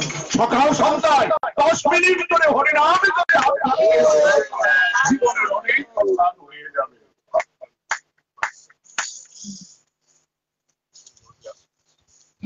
হাততালি দেবে। আর নৃত্য, অগ্রে নৃত্য গীত বিজ্ঞপ্তি দণ্ডবত নথি, অগ্রে নৃত্য গীত বিজ্ঞপ্তি দণ্ডবত নথি। 64 অঙ্গের ভক্তির মধ্যে মহাপ্রভু বলেছেন, ভগবানের সঙ্গে প্রাণ ভরে নৃত্য করবে, উদ্দণ্ড নৃত্য করবে। মায়াপুর গেলে ইস্কন মন্দিরে দেখতে পাবেন, এক পার্শ্বে মেয়েরা, এক পার্শ্বে ছেলেরা, উদ্দণ্ড নৃত্য, উদ্দণ্ড নৃত্য। নাচতেব নাচতেব নাচতেব গতির অন্যথা, এটার 2টা অর্থ। একটা হলো নাচতেব, নাস্তির সঙ্গে ইবযোগ হলে নাই, আবার নাচতেব নৃত্য করতে হবে। পানামত ব্রহ্মচারী বলেছিলেন, হরিনাম ছাড়া গতি নাই, আবার নৃত্য ছাড়াও গতি নাই, বাঁচতে হলে নৃত্য করতে হবে। এই জন্য একটু যোগ ব্যায়াম একান্ত প্রয়োজন। দেহটা শরীর মাধ্যম হলো ধর্ম সাধন, দেহটাকে রক্ষা করতে হলে এগুলোর একান্ত প্রয়োজন। কপিল দেবের শিক্ষায় ভাগবতী এগুলো আছে, প্রাণায়াম ব্যায়াম এগুলো জীবনের প্রয়োজন বাঁচতে হলে। জয় নিতাই, জয় রাধে। 2টা হাত অবশ, সোরাসিভিলিস একটা সাইকোটিস, হোমিওপ্যাথিক অ্যালোপ্যাথিক শেষ, আর ভালো হচ্ছে না, অফিসের কাজ করতে পারছে না, মনটা খুব ভেঙে গেল, মন খুব ভেঙে গেল। এখন কি করা যায়? তার এক বন্ধু এসে বললেন, এখানে এক বিরাট কবিরাজ আছে। কবিরাজ আগেকার সময় আয়ুর্বেদ শাস্ত্রের চিকিৎসা ছিল, এখন এখনো আমি ধূপগুড়িতে মিহির চ্যাটার্জি একজন বড় ডাক্তার ছিলেন, এমবিবিএস, শুধু ডাক্তার না, উনি ডাক্তার, দৈনিক 400-500 রুগী ফ্রি দেখতেন, ঠিক, কোনো পয়সা লাগবে না, দেখতেন। তারপরে একটা লিভারের ওষুধ তৈরি করে ফ্রি দিতেন, ওষুধটা তুমি বাইরে থেকে কিনে নেবে। আমাকে ঘন্টার পর ঘন্টা বসিয়ে রাখতেন, আলাপ কত আলাপ আলোচনা করতেন। লোকটা 63 বছরে মারা গেল। ভাগবত বক্তা ছিলেন, জলপাইগুড়ি কলেজে প্রফেসর ছিলেন, 30,000 টাকা বেতন পেতেন। বলছেন ভগবান অনেক দিয়েছেন। আপনি জানেন বাবা, মহাপ্রভুর যে শেষ সংবাদ, এই ভারত ভূমিতে মনুষ্য জন্ম হইল যার, জন্ম সার্থক করি কর পরোপকার। আপনার বিদ্যুত রহিতে আসা নাই কেন, বনের পরে সকলের পরে, সকলে আমরা, প্রত্যেকে আমরা পরে করে। তাহলে জগতের যদি উপকার করতে হয়, আমি এত বিদ্যা অর্জন করেছি, ডাক্তারি পাশ করেছি, অনেক মানুষ তো টাকার জন্য আমার কাছে চিকিৎসা নিতে পারে না, ট্রিটমেন্ট করতে পারে না, আমি ফ্রি দেখে দিই। 400-500 রোগী দৈনিক ফ্রি দেখতেন, 2 বেলা। তারপরে এসে স্নান টান করে আবার অনেক জায়গায় দিবসে এই সমস্ত পাঠে দিতেন, একেবারে সিংহের মতো করত আমাকে। আমি 3 কিলোমিটার দূরে থাকতাম, সেখানে উনি গাড়ি পাঠিয়ে দিতেন, ওখান থেকে ট্যাক্সি পাঠিয়ে আমাকে নিয়ে যেতেন। আমাকে এত ভালোবাসতেন। লোকটা অকালে হারিয়ে গেলাম। এবং অদ্যাপি প্রতি বছর ওনার উদ্দেশ্যে মন্দির করে দিয়ে গিয়েছেন, মন্দিরে ঠাকুর রেখে গিয়েছেন। প্রতি বছর ওনার উদ্দেশ্যে 1 মাস ব্যাপী ভাগবত অনুষ্ঠান হয়ে থাকে, চুলন থেকে রাধা অষ্টমী পর্যন্ত 1 মাসের উপরে এখানে অনুষ্ঠান হয়। জানিতাই উপকার। উনি আমাকে বলেছিলেন, বাবা, লিভার কিডনির একমাত্র সুচিকিৎসা আয়ুর্বেদ। লিভারের কোন হোমিওপ্যাথিক, এলোপ্যাথিক লিভারের কোন চিকিৎসা বের হয় নাই, করতে পারে নাই বিজ্ঞান। একমাত্র ঋষিদের চিকিৎসা আয়ুর্বেদ চিকিৎসা, একমাত্র লিভারের যথেষ্ট যথার্থ চিকিৎসা। এক বন্ধু এসে বললেন, শুনে এখানে একটা আয়ুর্বেদ খুব ভালো কবিরাজ আছে, তুই চল তো যাই। তো কবিরাজের কাছে নিয়ে এসছেন। কবিরাজ তাকে দেখলেন, দেখে নাক দেখলেন, দেখে বললেন, আপনি কয় বেলা ভাত খান? বলে 3 বেলা। 4 বেলা হলো খাই, 5 বেলাও খাই, পাইলেই খাই। রাগ কষ্ট সাংঘাতিক, এত বেলা খেতে হয়? বয়স তো কম হয়েছে না, বয়স তো অনেক হয়েছে, 50-এর পড়তে একটু সংযত আসতে হয়। আপনি 3-4 বেলা ভাত খেয়ে ফেলেন, হবে না, হবে না। যদি দেহটাকে রক্ষা করতে হয়, ভগবানের ইচ্ছায় আমার যে ট্রিটমেন্ট চিকিৎসা আমি করবো আপনাকে, আপনি আশা করি ভগবানের ইচ্ছায় আরোগ্য হবেন। তবে আপনাকে আমার সঙ্গে একটা কন্ট্যাক্ট করতে হবে, কি? একাদশী ব্রত, প্রতিটা একাদশী ব্রত উদযাপন করতে হবে। যদি করতে পারেন তাহলে আমি আপনাকে ট্রিটমেন্ট করতে পারি। একাদশী তো অন্ন করবেন, তার অন্য চাষ করতে, এটা পাপ অন্ন হয়, পাপ অন্ন। Prevention is better than cure. Cholera, বসন্ত আসবার আগে ভ্যাকসিনটা নিতে হয়। প্রিভেনশন বেটার দেন কিউর, কোথায় আছে? আসবার আগে, আসবার আগে ভ্যাকসিনটা নিতে হয়, তাহলে রোগটা আক্রমণ করতে পারে না। একবার আমি নেত্রকোনা পাঠে এসেছিলাম, এসে দেখে সবার চোখ ওঠা, সবার চোখ ওঠা, 7-8 দিন চোখ বন্ধ করে রাখতে হয়, এমন যন্ত্রণা ব্যাপার।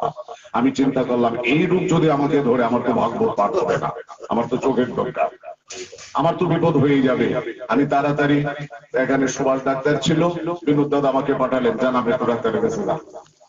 সুভাষ, তাহলে আমি একটু ডাক্তারকে ডাকাই। সুভাষ বাবুকে ডাকিয়েছে, ওই যে ওই পাড়া, সাহাপাড়া সুভাষ ডাক্তার ছিল। উনি এসে বলছে, তাহলে আপনি একটা কাজ করেন, আগে ডক্টর নিতে থাকেন, কয়টা ট্যাবলেট খান আর ডক্টর দিতে থাকেন। আমার তো চোখ উঠে নাই, তারপরে সব দিকে দেখা গেল যে সবার চোখ বাড়িতে, সবার উঠে গেল, আমার হয় নাই। প্রিভেনশন বেটার দেন কিউর, আগের থেকে। যে এই রোগটা আসবার আগে, রসটা আক্রমণ করবার আগেই তোমাকে প্রিভেনশনটা নিতে হবে, এই একাদশী ব্রতটাকে উদযাপন করতে হবে। দেখবেন একাদশী আসলে যারা বয়স হলো পেট খেতে থাকে, কি করে ঠ্যাং লাগতে পারি না, কোমল লাগতে পারি না, জীবন খুব সাবধান। একাদশী ব্রত করতে হবে। পারবে কি? তুমি তো রাক্ষস প্রকৃতি, 4-5 বেলা ভাত খেয়ে নাও, বলছে ডাক্তারবাবু, ডাক্তারবাবু, শুধু একাদশী আপনি যদি বললেন দ্বাদশী, ত্রয়োদশী, চতুর্দশী, পঞ্চমদশী, ষষ্ঠদশী আমি করতে পারবো। মাইকেল মধুসূদন দত্ত মৃত্যুর পূর্বকালে বলে গিয়েছিলেন, এই সংসার শুধু মানুষের কর্মক্ষেত্র নয়, জীবাত্মার শিক্ষাক্ষেত্র। কেউ বাল্যে, কেউ যৌবনে, কেউ বার্ধক্যে শিক্ষাপ্রাপ্ত হয়। আদি ব্যাধি গ্রস্ত না হলে মানব আত্মার জীবনে কোনোদিনই চেতনা জাগে না। দেহ যখন সুস্থ থাকে, যৌবন থাকে, তখন আবার হরিগুরু কিসে, তখন আবার ভগবান ভগবান কিসে।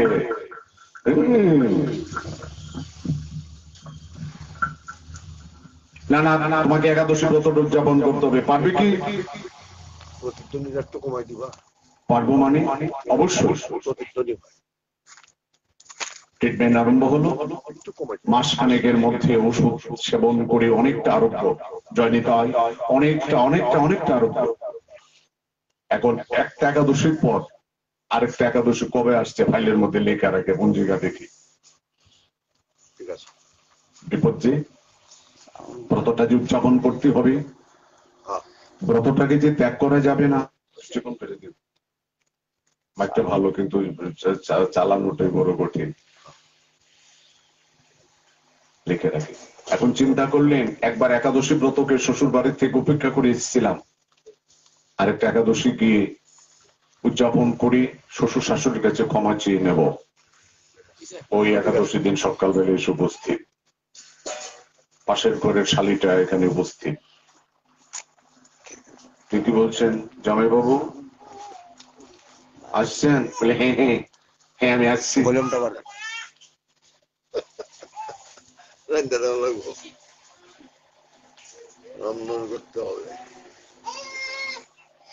মেয়েটা চিন্তা করলো, মনে নেই, একাদশীর প্রসাদ উপেক্ষা করে চলে গেল। এটা রাক্ষস, যা পাপ টাপ যাই কপালে থাকে থাকুক। গোপনে এক পোয়া চাউল আলুর ডুম করে একটা পিণ্ড সাজিয়ে স্নান করে এসছেন, এনে দিল। প্রমিলা, প্রমিলা, আজ তো পরিবাসর একাদশী তিথি, তুই তোর আমাকে ভাত দিয়েছিস, আমাকে ভাত দিয়েছিস কেন? তোর একাদশী করস না? তোর একাদশী ছেড়ে দিয়েছিস? বাবা বাবা, আমরা ছেড়ে দিয়েছি আর আপনি করছেন। প্রমিলা, আজকে হরিবাসর তিথি, ঠিক তো? বলে হ্যাঁ ঠিক। সেদিনের বলে সেদিন আর কথা বলিস না, এই মুখ আর জীবনও দেখতি না। যেই বেদির দ্বারা আক্রান্ত হয়েছিলাম, এই একাদশী মহাদেবীর কৃপায় বেঁচে এসেছি। এই ব্রতকে আর জীবনে উপেক্ষা করতে পারবো? এই মুখ আর দেখতে কখনো এই মুখ আর থাকতো না, শেষ হয়ে যেত। যেই বেদির দ্বারা আক্রান্ত হয়েছিলাম প্রমিলা, আমার যদি প্রাণও যায়, আমি একাদশীতে অন্ন স্পর্শ করব না। তাই সত্যি মা কালী, মা কালী সত্যি।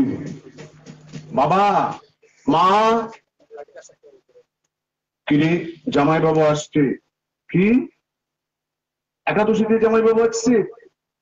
বলে আরে শোনো না, সেই জামাই না। জামাই দেখতে এরকম জামাই, এটাই সেটা না। জীবনের গতির পরিবর্তন, এটা পরিবর্তনশীল জগৎ। আজ এইভাবে দেখছেন, কাল সেইভাবে আর দেখতে পাবেন না। এটা পরিবর্তনশীল জগৎ, জানি। তাই শ্রী গুরুদেব মন্ত্র দিয়ে শিষ্যকে বললেন, একাদশী ব্রত নিজেও করবে, সবাইকে নিয়ে ব্রতটা উদযাপন করবে। নিজেও করবে এই ব্রতটাকে, সবাইকে নিয়ে ব্রত উদযাপন করবে। বহু বৎসর একাদশী ব্রত করে আসছেন, আজ পরীক্ষার দিন। মনে রাখবেন, শ্রী ভগবান পরীক্ষা ছাড়া কাউকে কৃপা করেন না।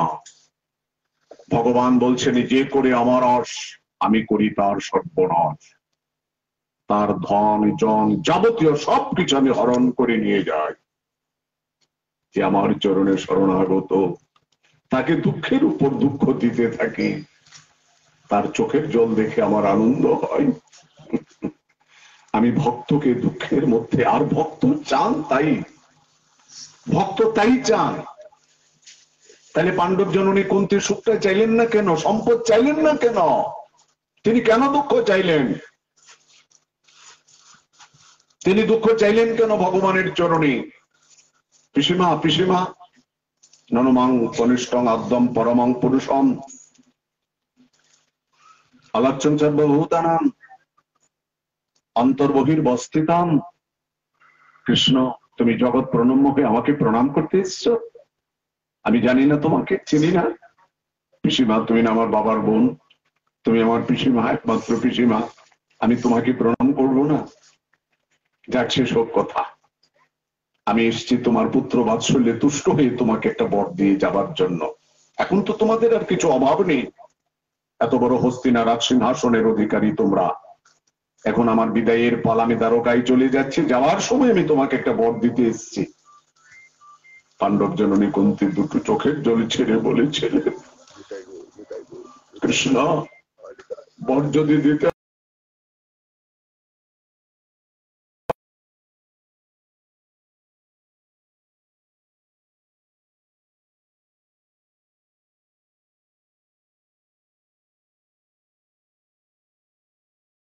কেউ চাই না, কিন্তু কপালে এসে ঘটে যায়।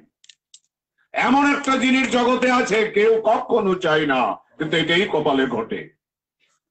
এটা মোবাইল করে আসে না, টেলিগ্রাফ করে আসে না, সংবাদ দিয়ে আসে না, কিন্তু এসে যায়। কেউ যদি আপনার বাড়ি আসে মোবাইল করে, আমি আসছি, গেট একটু খুলে দিয়েন, এসে দরজায় নক করে আপনি গেট খুলে দেন, কিন্তু বিপদটা যখন আসে সংবাদ দিয়ে আসে? কখনো কি সংবাদ দিয়ে আসে? কখনো সংবাদ দিয়ে আসে না। তাই ভগবান বলছেন, সুখমন্দিরকং দৈত্যাদা হযুগেন দেহিনাম সর্বত্র লভ্যতে দৈবাৎ দুঃখম অযত্নত। পিসিমা, এই জগতে সবাই সুখের অভিলাষী, দুঃখকে জগতে কেউ কখনো আদর করে না, যত্ন করে না। তুমি দুঃখটা কেন চাইছো বলো? পাণ্ডব জননী কুন্তী বললেন, কৃষ্ণ, আমরা বনে বনি ছিলাম, 13 বৎসর বনি ছিলাম, আপদে বিপদে যখনই পড়েছি প্রাণ ভরে তোমাকে ডাকবার সৌভাগ্য পেয়েছি, ডেকেছি। এখন তুমি এত বড় রাজ্যের দায়িত্বভার সম্পদ দিয়ে চলে যাচ্ছ, এই সম্পদ পেয়ে তোমাকে চিরতরে হারিয়ে যাব। দুঃখ মানব জীবনের স্পর্শমণি, দুঃখ ছাড়া জগতে কেউ কখনো তোমার চরণে শরণাগত হয় না। মহাত্মা গান্ধী রাত্র প্রভাত হলে ভগবানের চরণে প্রার্থনা করতেন, বিপদ নৈব বিপদ সম্পদ। আমার বিপদই একমাত্র প্রয়োজন, সম্পদ আমার প্রয়োজন নেই। যদি আমাকে সম্পদ দাও, তোমাকে আমি চিরতরে হারিয়ে যাব। আর যদি আমাকে দুঃখ বিপদ দাও, তাহলে তুমি আমার পাশেই থাকবে, আমি তোমাকে প্রাণ ভরে ডাকতে পারবো, স্মরণ করতে পারবো। চিন্নন্তি গায়ন্তি গৃহন্ত বিস্মস স্মরন্তি নন্দন্তি তবে হে তঞ্চনা তব বসন্ত চিরন তব কং ভব প্রবাহ পরমং পদাম্বুজ। এই ভব সমুদ্র থেকে উত্তীর্ণ হতে হলে ভক্তেরা সদা সর্বদা তোমার চরণে একান্ত শরণাগত হয়ে, হে গোবিন্দ। বিপদ, ভগবান ভক্তকে দুঃখ বিপদ দিয়ে রাখেন, দিয়ে ভগবান জীবনের পরীক্ষা, জীবনের অনেকগুলো পরীক্ষা আসে, এই পরীক্ষায় উত্তীর্ণ হওয়া বড় কঠিন, বড় কঠিন ব্যাপার। সম্ভব হয় কি জানি না, অনেক কঠিন। আজ পরীক্ষার দিন, ভিক্ষুক এসে দরজায় দাঁড়িয়েছেন, সাধু বাবা, সাধু বাবা, আমি কাল অসুস্থ ছিলাম, সারাদিন কিছু খাইনি, আমি আপনার কাছে ভিক্ষের জন্য এসেছি, আমাকে কিছু খেতে দিন। সাধু বাবা বললেন, আজকে হরিবাসর তিথি, এসেছিস যখন, আমার কাছে কিছু ফলমূল আছে, তোকে দিয়ে দেবো, নিয়ে নে। কোন এইসব খাবো না, ভাত। বলে না, অন্ন তো দেবোই না, অন্ন কোথা থেকে দেবো? বাড়িতে সবাই আমরা হরিবাসর তিথি উদযাপন করছি, তোকে অন্ন কোথা থেকে দেবো? পারবেন না? বলে না, না দিতেই হবে। বলে না, অন্নই যদি খেতে হয় তাহলে অন্য বাড়ি যা। আবার একটু পরে ঘুরে এসে বলছে, না, অন্য বাড়ি যাবো না, আপনাকে দিতে হবে। বলে আমি তো কোথাও থেকে দেবো, আমার তো নেই, আমি কোথা থেকে দেবো তোকে বল। চিরামুড়ি তো আছে, একটু দিতে পারবেন না? আছে, আজকে দেব না, আজকে দানা দেব না, ভগবানের নিষেধ, আজকে দেব না। যশোদা অন্ন রান্না করেছিলেন, গোপাল দেব এসে বললেন, মা হরিবাসর তিথি উপবাস। দেবর্ষী নারদ এসে উপস্থিত, মা এই কাজ করলে আজকে? দেবর্ষী নারদের দ্বারা সারা বৃন্দাবনে ঘোষণা করে দিয়েছেন হরিবাসর তিথি উদযাপন করবার জন্য। যশোদা বললেন, অন্নগুলো আমি ফেলে দিচ্ছি, অসুবিধে নেই। কুকুরকে ডেকে বললেন, কুকুর বলছেন আজকে হরিবাসর তিথি, অন্ন আমাকে আজকে পাপ দিও না মা, বিশেষভাবে প্রার্থনা করছি দিও না। বানর গুলাকে ডেকে বলছেন, তারাও বলছেন না আজকে উপবাস, আমরা খাবো না, কেউ নিচ্ছে না। যশোদা ভাবলেন তাহলে যমুনার জলে ফেলে দিয়ে আসি। অন্যের হাড়িটা নিয়ে যমুনার ঘাটে এসছেন, যে ঢেলে দিতে চাইছেন সূর্য কন্যা যমুনা মূর্তিমন্ত রূপ ধারণ করে বলছেন, মা এই পাপ আজ বক্ষে দিও না আমাদের, আমার বক্ষে আজকে এই পাপ অন্য দিতে পারো না মা, আজ এই পাপ গ্রহণ করতে পারবো না মা। বৃন্দাবনে অনেক সাধনা করে এসেছি মা, ভগবত ইচ্ছায়। মূর্তিমন্ত রূপ ধারণ করে যশোদা দাঁড়িয়ে কাঁদতে লাগলেন, কি হবে এখন গতি? তাহলে অন্ন কোথায় রাখবো, কোথায় আমি অন্ন ফেলবো, কে গ্রহণ করবে, কি হবে অন্যের অবস্থা? যশোদা দাঁড়িয়ে কান্না বিজড়িত কণ্ঠে ভাবছেন, এখন কি করা যায়, হে নারায়ণ, এখন আমার কি হবে? এমন সময় মকর মৎস্য এসে বলছেন, মা তুমি জগন মাতা, জগৎ জননী, ভগবত জননী, তুমি কেন পাপ নেবে মা, অন্ন আমাদের দাও। মকর মৎস্য এসে বলছেন, অন্ন আজকে আমাদের দাও, আমরা পাপ নিয়ে নরক প্রাপ্ত হব, কিন্তু তোমাকে পাপভাগী হতে দেব না মা, তুমি জগন মাতা, জগৎ জননী মা। এমন সময় ভগবান গোপাল দেব শ্রীকৃষ্ণ পিছনে দাঁড়ানো, মকর মকর আজকে হরিবাসর তিথিতে মাকে পাপ থেকে, আমার মাকে রক্ষা করলি, অব্যাহতি দিলি, যা আমার যে প্রিয় সম্পদ বংশী রূপ, চারটা মাধুরী ভগবানের, প্রেম মাধুরী, লীলা মাধুরী, রূপ মাধুরী, বেণু মাধুরী, এমন বেণু আর কেউ বাজাতে পারে না ভগবানের মতো। নারায়ণের হাতে বেণু দিলে কোনো লাভ হবে না, শিবের হাতে বাঁশি দিলে কিচ্ছু লাভ হবে না, গণেশের হাতে বেণু দিলে বাঁশি দিলে কিচ্ছু লাভ হবে না। যন্ত্র যদি পড়ে থাকে লক্ষ জনার মাঝে, যান্ত্রিক বিহনে যন্ত্র কেমন কেমন করে বাজে, পাবে না। যা, আমার মাকে যখন আজকে পাপ থেকে অব্যাহতি করলি, বাঁচিয়ে দিলি, তোদের এই মস্তক আমার প্রিয়তম বংশের মস্তকে চিরকালের জন্য আমি ধারণ করে রাখবো। এই জন্য শ্রী ভগবানের বেণু মাধুরী এ বংশের মধ্যে মস্তকে মকর মৎস্যের চিহ্ন চিরকালের জন্য চির জাগ্রত প্রাতঃস্মরণীয় করে রাখলেন এই মকর মৎস্যের মস্তকটাকে। জয়নিতাই দেবেন না, বলে না, আমি মরবো, বলে মর, অন্য বাড়ি গিয়ে মর, বলে না মরতে হয় এখানে মরবো, আমি অন্য বাড়ি যাবো না, খুব ঠান্ডা মারা, এই মুখ পোড়া, অন্য বাড়ি যেতে পারিস না, আমি যাবো না, এখানে মরবো, মর, তাহলে মরলাম, মর, বলার সঙ্গে সঙ্গে বেটকে দিয়ে নাই, মরি গেল। দুটো ছেলেকে ডেকে বললেন, বেটা দেখতো এটা কি মরেছে নাকি? বলে হা বাবা, নাই তো। তাহলে একটা কাজ করে, একটা লোকের কিছু পয়সা দিয়ে ডোল শহরত করে দে, যে সাধু বাবার বাড়িতে, ত্রিনাচরণ সাধুর বাড়িতে কোথাকার এক মরা ভিক্ষুক এসে মৃত্যুবরণ করেছে, যার লোক সেজন্য এসে নিয়ে যায়। সারাটা দিন ডোল শহরত হলো, কোনো সংবাদ নাই। বেয়ারিশ মাহাল, এটা তো কোনো অন্য মানুষ তো না, কারো তো না, কারো লোক না, তো কে নিতে আসবে? সারাটা দিন যখন চলে যাচ্ছে, সাধু বাবা ছেলেদের বললেন, সামনে কালী মন্দির, শ্মশান ঘাট, কতগুলা ঘর থেকে কাঠ নিয়ে চিতাটা সাজিয়ে, এটা তো শিকাল কুকুর না, মানুষ, তো একটু দাহ করে দিতে হবে, যাক দেহটা নিয়ে একটু পোড়া দিয়ে আসি, পুড়ি। মৃতদেহটা নিয়ে সীতার উপরে দিয়েছে, সাধু বাবা গিয়ে কতগুলা পাঠশালার মধ্যে আগুন ধরিয়ে যে চিতার মধ্যে আগুন ধরাতে এসছেন, এমন সময় চেয়ে দেখছেন শঙ্খ চক্র গদা পদ্মধারী শ্রীনারায়ণ। শঙ্খ চক্র গদা পদ্মধারী শ্রীনারায়ণ দাঁড়িয়ে আছেন। সাধু বাবা বলছেন, সে কি কথা? আরে একটা মিসকিন ভিক্ষুক, দরিদ্র কাঙাল ভিক্ষুক মারা গিয়েছে, মৃত্যুদেহটা দাহ করতে এসেছি, তুমি কেন? এই তো গুরুবাক্যে তোমার কতটুক শ্রদ্ধা ভক্তি লাভ হয়েছে, পরীক্ষার জন্য এসেছিলাম সাধু বাবা। আজ তুমি পরীক্ষায় উত্তীর্ণ হয়েছ, মন্ত্রের সাধন, শরীরের পতন, যা হবার তাই ঘটাবো। আমার এই অবস্থা দেখে আমি ভিক্ষুক কাঙাল, দুদিন যাবত উপবাসী, এত অনুরোধের পরও তুমি এক মুষ্টি অন্ন দিতে পারলে না, একটু কঠোর ব্রতে তুমি ব্রতী হও। পরীক্ষায় উত্তীর্ণ হয়েছ বিধায় আমাকে দেখতে পারলে, শুভ দর্শন। প্রণিপাত করে বললেন, বর চেয়ে নাও ভক্ত, একটা বর চাও, বর চেয়ে নাও। সাধু বাবা চরণে প্রণাম করে বললেন, তাহলে কৃপা করে আজকে আমাদের ঘরে চলো, আজকে আমাদের ঘরে অবস্থান করবি, ফলমূল যা আছে তাই তোমাকে আমরা নিবেদন করব।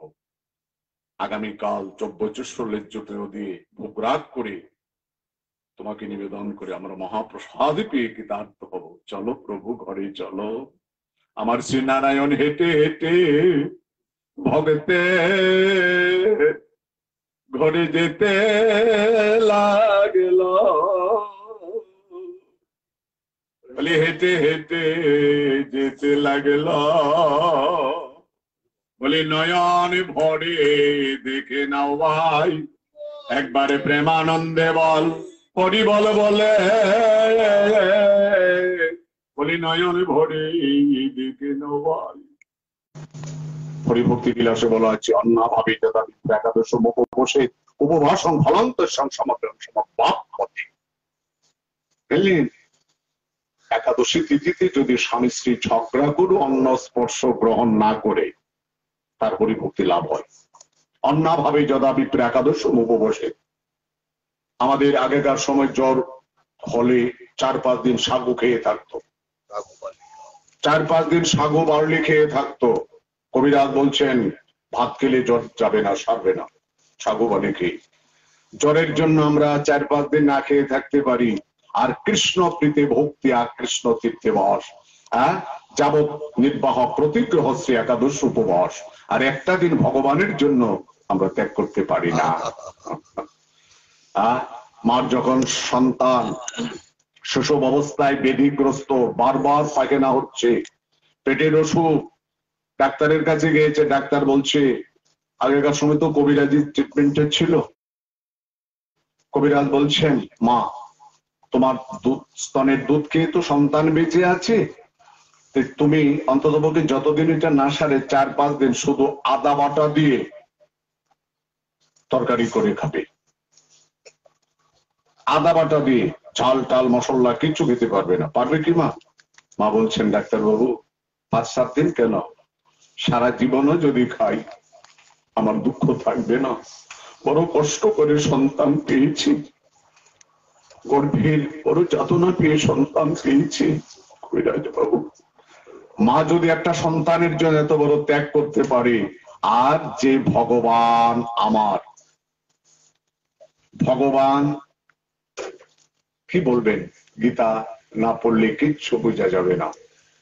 আত্মতত্ত্ব যদি জ্ঞান লাভ না হয়, ভগবত গীতার যে আত্মতত্ত্ব, পিতামর্ষ জগত মাতা ধাতা পিতামহ বেদ্য পবিত্র মঙ্কারী শামচুরি বচ গতির ভক্তা প্রভু সচ্চি নিবাস শরণং সুরি প্রভব প্রলয় স্থান নিদানং বিজম।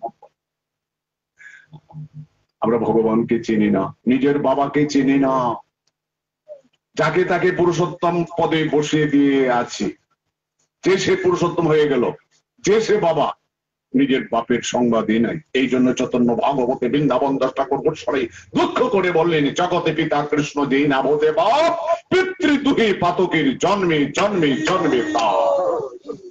জগৎ পিতা কৃষ্ণ যেই না ভোজে বাপ।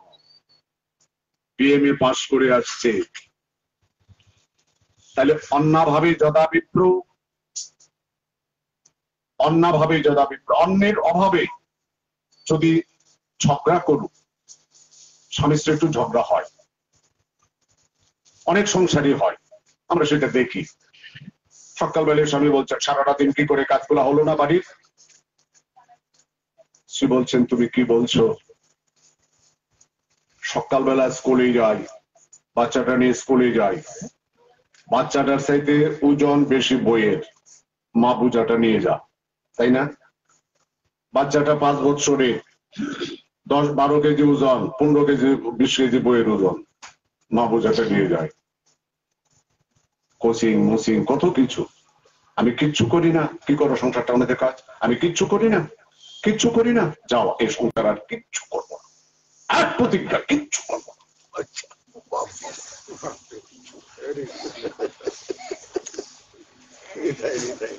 রাধে রাধে। কিছু করবো না। সারাদিন খায় নাই, উপবাস। পুরাণের ইতিহাস, রূপাঙ্গদ মহারাজের ইতিহাস। অপ্সরাগণ প্রতিদিন বাগানে এসে রাত্রিতে বিহার করতেন। এক অপ্সরা পড়ি কণ্ঠবিদ্ধ হয়ে বাগানে পড়ে রইল। প্রভৃতি গিয়ে বললেন কি হয়েছে মা? তুমি বলে আমরা এই মনোরম বাগানের মধ্যে প্রতিদিন এসে বিহার করি, আজ আমি কণ্ঠবিদ্ধ হয়ে এখানে অসুস্থ হয়ে পড়ে আছি, রাজাকে জানাও। রূপাঙ্গদ মহারাজকে গিয়ে ডেকে জানালেন। মহারাজ ছুটে এসছেন। মহারাজ ছুটে এসে বলছেন মা, আমার মনোরম ফুল বাগানের মধ্যে তোমরা বিহার করতে আসো, আমি খুব তুষ্ট হয়েছি, সন্তুষ্ট হয়েছি মা। তুমি বেদিগ্রস্ত হয়েছে, আমি তোমার কি উপকার করতে পারি বলো মা? বলে শোনো, গতকাল শ্রী হরিবাসর একাদশী দিয়েছে। কোন ভক্ত যদি এই তিথিতে একাদশী ব্রত উদযাপন করে থাকে, তার যে পুণ্য সঞ্চিত হয়েছে, তিনি যদি এসে কৃপা করে তার থেকে কিঞ্চিত ফল আমাকে দান করার, আমি মুক্ত হয়ে আবার নিত্য দাম প্রাপ্ত হব। আমি তো এই ব্রতের কথা শুনি নাই মা, আমার রাজ্যে তো প্রবর্তন হয়নি মা, কোথাও হবে না মা, একটা লোকও খুঁজে পাওয়া যাবে না একাদশী ব্রত কেউ করে না, কোন প্রবর্তনই হয়নি আমার রাজ্যে, জানেই না। তাই বলে হা, আরে দেখো না ও রাজা, এমনও তো হতে পারে ঝগড়া করে বা অসুস্থ হয়ে কেউ অন্ন গ্রহণ করে নাই, এমনও তো হতে পারে সেই লোকটারও অনিচ্ছা সত্ত্বে, অজানা সত্ত্বে উপবাসের জন্য হরিবাসর ব্রতে ফল লাভ হয়ে গিয়ে ভক্তি প্রাপ্ত হয়েছে, সেও যদি এসে আমাকে একটু ভক্তি দান করে আমি মুক্ত হয়ে যাব। দেখো না, এমন সময় সংবাদ নিয়ে জানলেন বণিক পাড়ায় এক মা স্বামী স্ত্রী ঝগড়া করে, আমাকে ডাকাও, আমাকে ডাকাও, ডাকাও। মা আসছেন, কাঁপতে কাঁপতে আসছে, মহারাজ মহারাজ আর ঝগড়া করবো না মহারাজ, যা করেছি করেছি, আর স্বামীকে কিন্তু বলবো না, আরে ঝগড়া। বলে আরে তোমার বিচারের জন্য নিয়ে আসে নাই নাকি? বিচার করতে নিয়ে আসে নাই, তোমরা যে ঝগড়া করে উপবাস করে রয়েছো, তাতে যে মুক্তি লাভ হয়েছে, তার থেকে কিঞ্চিত ফল ওনাকে দান করে কৃতার্থ করে দাও।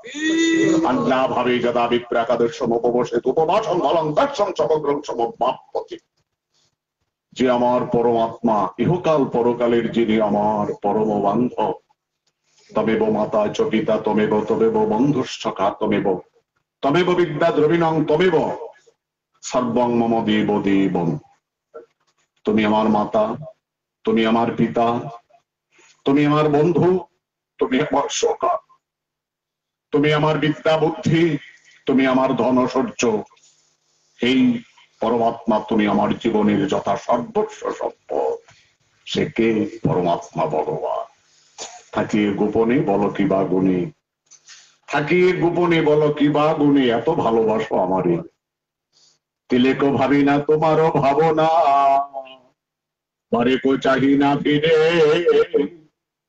একাদশ স্কন্ধে পঞ্চম অধ্যায়ে ভগবান শ্রীকৃষ্ণ উদ্ধবকে ডেকে বলেছিলেন, জয় শঙ্কর সংসাক্ষাত্ম পরমেশ্বরম ন ভজন তবে জানন্ত সানাতে ভ্রষ্টা পতন তদা। জীব জানে না কোথা থেকে আসছে, জানে না। এমএ পাস করে এসে ঠাকুরদাকে প্রণাম করছেন, ঠাকুরদা আমি এমএ পাস করে এসেছি, মাস্টার্স পাস করে এসেছি। বেশ, খুব ভালো। ঠাকুরদা জিজ্ঞেস করছেন, বৈষ্ণব তুই যে এত পড়াশোনা করে পাশ করলি, এই দেহটা কোথা থেকে পেয়েছিস? হরিকমল, এই হরিকমল, এই দেহটা কোথা থেকে পেয়েছিস? বলে দেহটা তো মা বাবার থেকে পেয়েছি, বাবা জন্ম দিয়েছেন, জন্মদাতা পিতা, পিতামহস্য জগত, মাতা ধাতা পিতামহ। গীতায় বলেছেন আমি পিতা, পরম পিতা, আমি পরম পতি। নারী জগতের নারীদের দুটা পতি, নারীদের দুই পতি। কপতি কপতি বলি নারী লোকে দুপতি, বলি বলি জড়পতি আর গোবিন্দপতি। জড় জগতের দেহ রক্ষণাবেক্ষণের জন্য এক পতি, আর এই দেহ যিনি সৃষ্টি করে জগতে পাঠিয়েছেন, তিনি আমার জীবনকে প্রতিপালন করছেন, তিনি আমার পরম পতি। রাশে যখন বাধা দিয়েছিলেন তারা কি বলেছিলেন? আমৃত্যুপতি। আবার পতি কোথায়? পতিরিক গুরু শ্রীনাং, নারীদের একমাত্র পতিত্ব গুরু। আবার কোন পতির কাছে, কার কাছে যাচ্ছ? তখন গোপিকারা বলেছিলেন, বলি কৃষ্ণ হয় জগতের পতি, তারে না ভজলে হয় নরকে গতি। গোবিন্দ হয় জগতের পতি। তোমরা কোন পতি সেজে বসে আছো? বলি জগতে পতি। ওরে জগতে পতি গোবিন্দ চিনিলে না রে, বলি তোমাদের নরকে হবে গতি। জয় সাং পুরুষ, এই কথাটাই উদ্ধব সংবাদে ভগবান শ্রীকৃষ্ণ উদ্ধবকে বলছেন। জয় সাং পুরুষ সাক্ষাদাত্ম পবমেশ্বরম ন ভজন তব জানন্ত তারাদ ভ্রষ্ট পতন্ত, পতন্ত অধ, পতন্ত যুগ অধ। এই দুর্লভ মনুষ্য জন্ম পেয়ে যে ব্যক্তি আমাকে ভগবানকে চিনতে পারলো না, ভগবানের চরণে যে শরণাগত হতে পারলো না, মৃত্যুর পর তার অধোগতি নিশ্চিত। জগৎ পিতা কৃষ্ণ যে না ভোজে বাপ, চারি বর্ণাশ্রমে যদি কৃষ্ণ নাহি ভোজে, স্বধর্ম করিত সে রবি পরিমোজে। কথাগুলো কি সনাতন শিখে মহাপ্রভু হচ্ছে অবান্তর কথা। আমরা সেই ভগবানকে চিনতে পারি নাই, ভগবানকে চিনি না, ভগবানকে জানি না। ন ভজন তব জানন্ত। আমরা আসবার সময় প্রত্যেকটা মানুষ মাতৃগর্ভ থেকে ভগবান দর্শায় দাঁড়িয়েছিলেন। তাকে গোপনে বলো কি বা গুণী, এত ভালোবাসো আমারে, আমি দিলে তো ভাবি না তোমারও ভাবনা, পারে নির্জনে যখনই ছিলাম গর্ভবাসে, তুমি না খাওয়ালে আমি বাঁচিতাম কিসে, আমি না হতে ভূমিষ্ঠ আমার মাতৃস্তনে দুগ্ধ থেকে চৌহরি আমার করে। হরি তাকিয়ে উপরি বলো কি বা গুণী, মায়ের স্তনে দুধ আছে, বিজ্ঞান ডাক্তার ডেকে নিয়ে আসেন, ডাক্তার নিয়ে আসেন, ডাক্তারকে বলেন আপনি একটু দুধ বের করে দেন, মায়ের স্তন থেকে একটু দুধ বের করে দেন। লাল টকটক রক্ত নিয়ে আসবে সুচ ঢুকিয়ে, সুচ ঢুকিয়ে লাল টকটক রক্ত নিয়ে আসবে দুধ বের করতে। তাহলে মায়ের স্তনে কি দুধ নাই? বলে আছে। বের যে হয় না? বলে তুমি পারবে না। বিজ্ঞান কে পারবে? গর্ভস্থ আত্মজ সন্তানই যখন কোলে বসে স্তন পান করবে, তখন মাতৃবাৎসল্য প্রেম পিতুর দ্বারা বর্ষিত হতে থাকবে। ভগবান বলছেন আমার যে প্রেম ভক্তি, এই ভক্তি একমাত্র যারা জগতে ভক্ত, তারাই একমাত্র প্রেম পিতুর ভক্তি ধারা আস্বাদন করে তাদের জীবনকে ধন্যাতে দণ্ড করে। অভক্তেরও পারবে না, অভক্ত পারবে না। বিজ্ঞান পারলো না দুধ বের করে দিতে। তাহলে ভগবানের প্রেম ভক্তিটা কার কাছে ধরা পড়বে? ভক্তের কাছে। আত্মদর্শন প্রভুপাদ লিখেছেন একটা গ্রন্থ, শুনে আত্মদর্শন। বিজ্ঞান আত্মদর্শন করতে পারে নাই। কাচের ভিতরে মুমূর্ষ রোগীটাকে রেখে দিয়েছিল, ধপ করে কাজটা ফেটে আত্মাটা বেরিয়ে চলে গেল। তাহলে কি আত্মাকে দেখা যায় না? বলে দেখা যায়। অচ্ছেদ্য মাতার যে মকলের দোষ এই বছর নিত্য সত্য স্থান লজ্জলম সনাতনম, এটা সনাতন অংশ। মবেবাংশ জীবলোকে জীবভূত সনাতন মনষষ্ঠা নিন্দানি প্রকৃতি স্থানিক সতী। আমারই অংশ আত্মা। কেউ জানে না, কেউ বুঝতে পারে না, ভক্ত ছাড়া কেউ বুঝবে না। নির্জনে যখনই ছিলাম গর্ভবাসী, তুমি না খাওয়ালে আমি বাঁচিতাম কিসে, আমি না হতে ভূমিষ্ঠ, আমার মাতৃস্তনে দুগ্ধ রেখেছ হরি আমার তোরে। আমার ক্ষুধার লাগি অন্ন, তৃষ্ণার লাগি যা পুরে রেখেছ পাবন অতে সীতা। আমি না চাইতে সকল দিয়েছ প্রভু, বলো এই জগতে এমন ভালোবাসায় আর কে কারে বাসে। এই মানুষটাকে চিনলে না রে। সব রুটিন আমাদের, কালকে এই কাজ, আগামীকাল সেই কাজ, ব্যাংকের কাজ, এই কাজ সেই কাজ, এই লোকটার সঙ্গে দেখা করতে হবে, আত্মীয়ের বাড়িতে যেতে হবে, এই কাজ সে কাজ, কত রুটিন থাকে। কিন্তু ভগবানের সঙ্গে আমার দেখা হবে এই রুটিন তো আমার নাই। আমি যে ভগবানের কাছে যাব, আমি যে ভগবানের সঙ্গে সাক্ষাৎ করব, কোথায় আছি আমরা?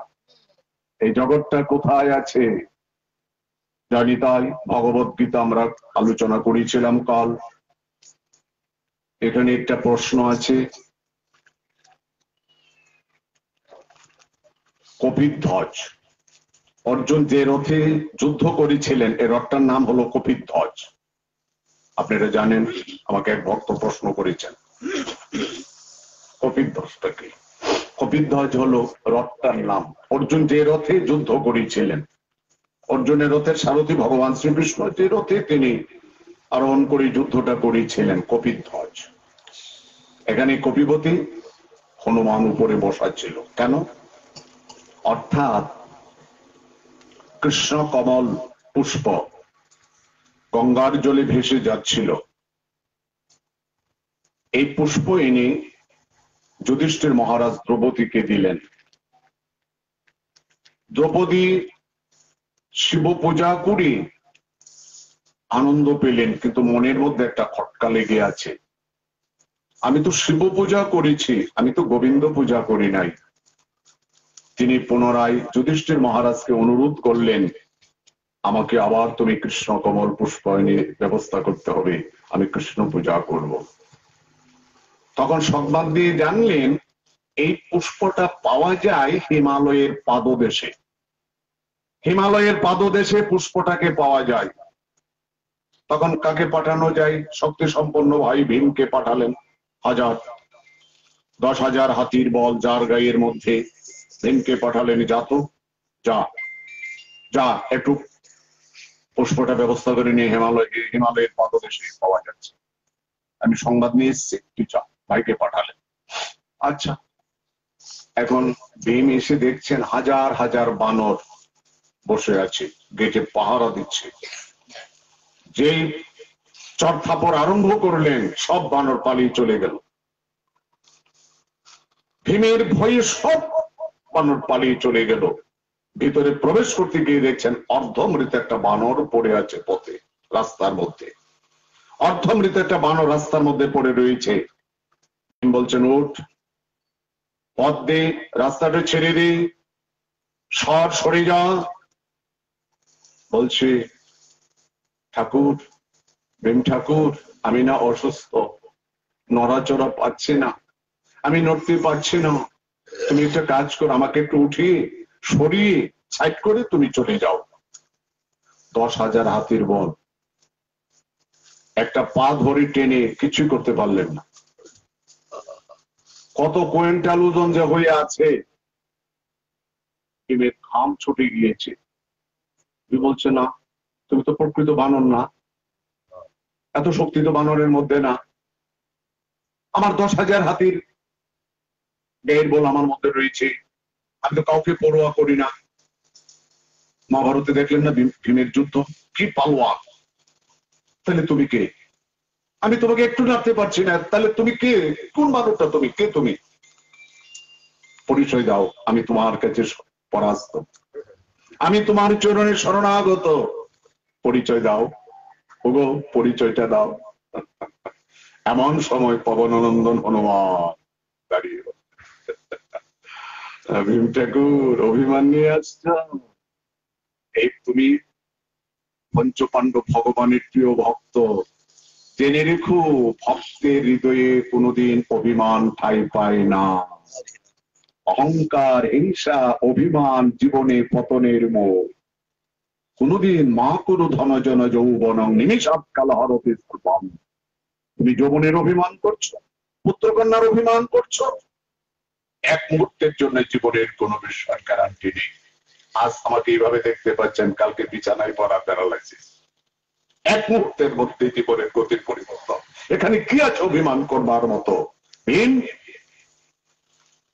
আমি নপাড়া পাঠে গিয়েছিলাম বিক্রমপুর, একটা মাদ্রাসার দেয়ালের মধ্যে লেখা আছে অহংকার, অভিমান, হিংসা পতনের মূল, আল হাদিস। আমি দাঁড়িয়ে রইলাম, যে একই তো কথা, একই তো কথা। অভিমানী ভক্তিহীনী জগমাঝে সেই দিন অভিমান।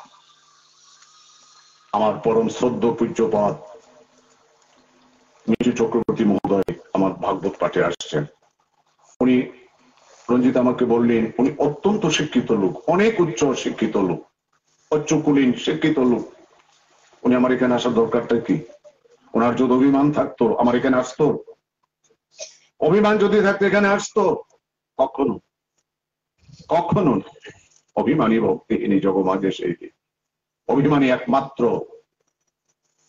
একমাত্র জীবনের যথা সর্বস্ব সম্পদকে হরণ করে নিয়ে যায়। কত কথা অভিমানের কথা। সবকিছু পরিত্যাগ করে লালাবাবু বৃন্দাবনে গিয়ে ভিক্ষে করে খান, ভজন করে। একখান রুটি দিয়ে গা ভাই, আমি উপবাস, আমাকে একখান রুটি দেবে, একখান রুটি দিয়ে গা ভাই, একখান রুটি দিয়ে গা। রুটি ভিক্ষে করে খায়, ভজন করে সারাদিন দিবারাত্র ভজন করেন। একজনের বাড়ি যায় না, একজনের বাড়ি যায় না লালাবাবু। রাত্রে স্বপ্নে শ্রীমন মহাপ্রভু আবির্ভূত হয়ে বললেন, ও লালা, সবকিছু বিষয়, এত সম্পদ পরিত্যাগ করে, কোটি কোটি সম্পদ, আজ থেকে 600 বৎসরের আগের ঘটনা, কোটি কোটি 13 লক্ষ টাকা তখন তাদের বাৎসরিক আয়। লালা বাবু, এত টাকা, এত ধনী ব্যক্তি, তুমি সবকিছু পরিত্যাগ করে বৃন্দাবনে এসে গড়াগড়ি যাচ্ছ ব্রজ রোজে, আর ভিক্ষে করে খাচ্ছ। একজনের বাড়ি যাও না কেন? কার বাড়ি? জগৎ শেঠের বাড়ি। বলে যাই না কেন প্রভু জানো? তার সঙ্গে আমার বাবা দাদু একটা বিরাট মামলা ছিল সম্পদ নিয়ে, বিরাট একটা মামলা মোকদ্দমা ছিল। তার বাড়ির পাশে গেলে সেই কথা মনে পড়ে, এই জন্য যাই না। শ্রীমন মহাপ্রভু স্বপ্নে আবির্ভূত হয়ে বললেন, লালা, এখনো তোমার রক্তের অভিমান শেষ হয় নাই, এখনো তোমার রক্তের অভিমান যায় না। এই জীবনে কোনোদিনও ভক্তি তত্ত্ব প্রাপ্তির জীবনের সম্ভাবনা নাই। অভিমান। হনুমান দাঁড়িয়ে বলছেন, তুমি ভগবানের, তোমরা প্রিয় ভক্ত, এত অভিমান কেন? ভীম ঠাকুর, এত শক্তির অভিমান নিয়ে ঘুরে বেড়াচ্ছ কেন? আর লজ্জা দিও না। তুমি এত, আমি যখন তোমার চরণে অপরাধী করেছি, তোমার কাছে আমি একটা বর চাই, আমাকে একটা বর দাও। কি বর চাই? চাও। আমাদের সম্মুখে আসন্ন কুরুক্ষেত্রের যুদ্ধ, সেই যুদ্ধে তোমার আমার 1000-10,000 হাতের বল, আমি তোমার একটা পা উঠাতে পারছি না, তাহলে তোমার কত বল, তোমার কত বল।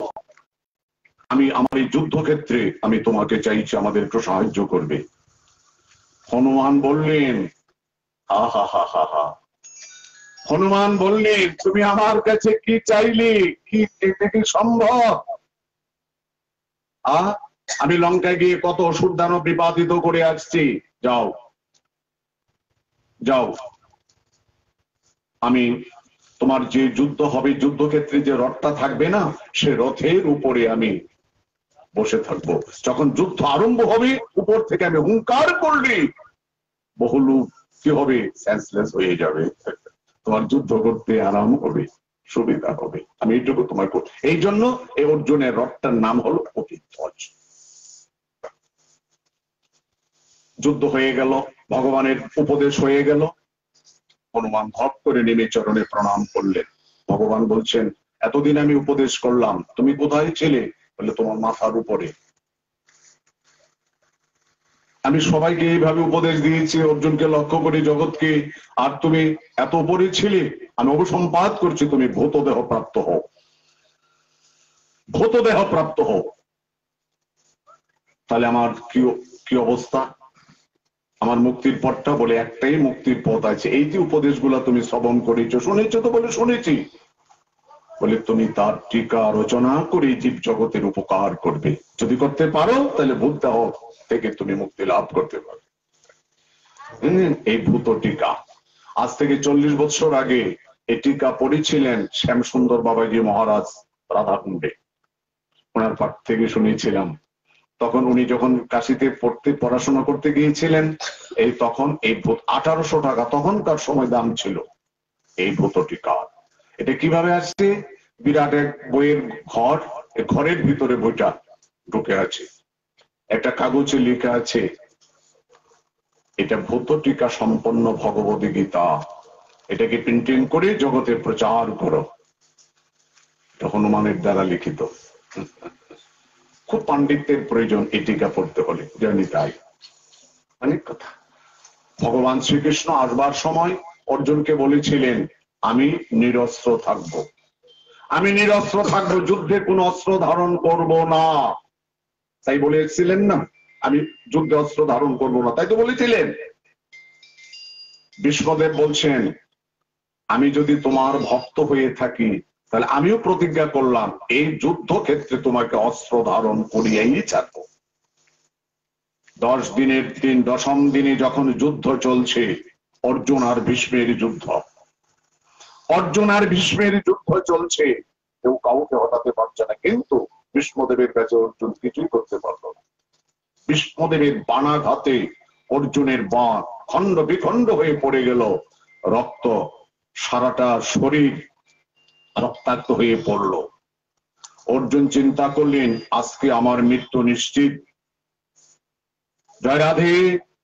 আজকে আমাদের সময়ের শেষ অবস্থা, আজকে আমার মৃত্যু অবশ্যম্ভাবী, আমার শেষ দিন বোধহয় আজকে দাঁড়ালো, আজকে আমার বাঁচার পথ নেই। আর ভগবান শ্রীকৃষ্ণ মন্ডলাকারে চারিদিকে ঘুরে বেড়াচ্ছে রথের রুজ্জু ছেড়ে দিয়ে, কারণ যুদ্ধ চলছে, তো যুদ্ধ চলছে। বিষ্ণুদেবের সঙ্গে অর্জুনে ভগবান মন্ডলাকারে ঘুরে বেড়াচ্ছেন। এমন সময় অর্জুন হতবিপাকে পড়ে ভাবছেন, এখনই আমার মৃত্যুর সময়, আমার আর বাঁচবার উপায় নেই। তখন তিনি কাতর কণ্ঠে ভগবানকে ডাকছেন, সখা, সখা, আজ আমার সায়াহ্নকাল উপস্থিত, যাবার সময়, এখনই আজ আমাকে মৃত্যুর পথে, পথযাত্রী আমি, আমাকে এখনই মৃত্যুর পথে ধাবিত হতে হবে। সখা, তুমি যাবার সময় তুমি একটু কৃপা করে আমার সম্মুখে এসে একবার দাঁড়াও। যাবার সময় আমি তোমার চাঁদে বদন খানি দেখে নিজে আমার যাবার কালে। কিন্তু তুমি যেখানে থাকো না কেন, কৃপা করি এই অন্তিম সময় একবার আমার পাশে এসে দাঁড়াও। অন্তকালে চ মামেব স্মরণ মুক্তা কলে বরং যুক্তাতি সমভাবং জাতি নাস্তত্র সংশয়। আমি যেন যাবার সময় তোমায় দেখে যেতে পারি, আমার মনে কালে।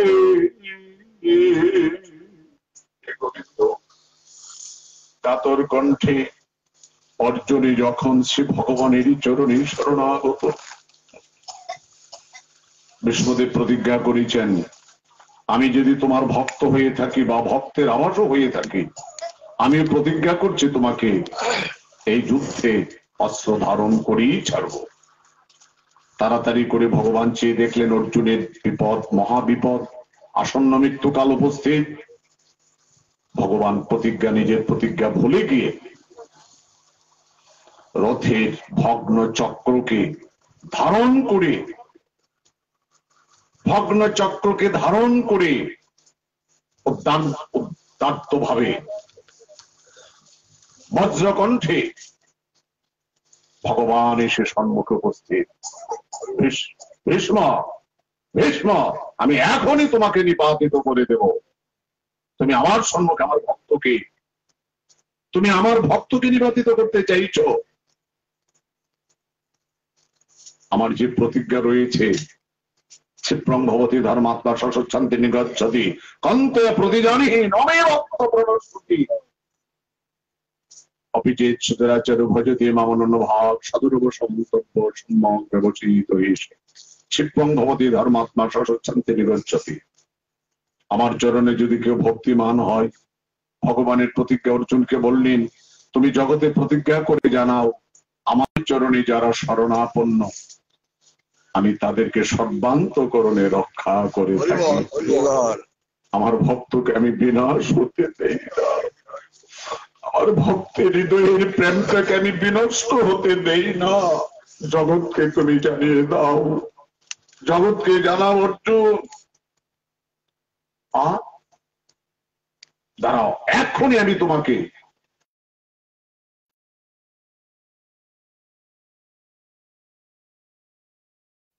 যে চক্র নিয়ে এসে ভগবান বিষ্ণুদেবের সম্মুখে দাঁড়ালেন। বিষ্ণুদেব হাসি দিয়ে বললেন, গোবিন্দ, প্রতিজ্ঞা কোথায়? তুমি না আসবার সময় অক্ষয় নিঃসন্ন দুর্যোধনকে দিয়ে অর্জুনের কাছে প্রতিজ্ঞা করেছিলে, আমাকে পেতে পারো, আমাকে নিতে পারো, আপত্তি নাই, কিন্তু আমি এই যুদ্ধে কখনো অস্ত্র ধারণ করব না। তুমি এখন কি নিয়ে দাঁড়িয়েছ? তোমার হাতে কি? তোমার প্রতিজ্ঞা কোথায়? হতারি গতি দায়ক, তুমি আমাকে বধ করবে, আমার পরমাগতি হবে, লাভ হবে, আমার জীবনের পরম সৌভাগ্য হবে তোমার হাতে মৃত্যুবরণ করা। এটা বড় কথা না, কিন্তু তোমার প্রতিজ্ঞাটা কোথায়? তুমি যে যুদ্ধক্ষেত্রে আসবার সময় প্রতিজ্ঞা করেছিলে অস্ত্র ধারণ করবে না, তুমি এখন কি নিয়ে দাঁড়িয়েছো? একটু দাঁড়াও, বিশ্ব জগৎ তোমার চরিত্রটা দেখুক। এই বিশ্ব জগৎ চেয়ে দেখো ভগবানের প্রতিজ্ঞা। আমি একটা ভক্তাবাদ, প্রকৃত ভক্ত না, তাই আমার কথায় আমি প্রতিজ্ঞা করেছিলাম অস্ত্র ধারণ করিয়ে ছাড়বো, আমাকে বধ করে আপত্তি নাই, কিন্তু তোমার হাতে এটা কি? তোমার প্রতিজ্ঞাটা কোথায় ভগবান? বলছে, তাই তো, আমার তো প্রতিজ্ঞা ছিল যুদ্ধক্ষেত্রে আমি অস্ত্র ধারণ করব না, কিন্তু আমি তো অস্ত্র নিয়ে দাঁড়িয়ে আছি। ক্ষিপ্রং ভবতি ধর্মাত্মা শান্তি নিগচ্ছতি কান্তে প্রতি জানি নমি ভক্তারণস্য।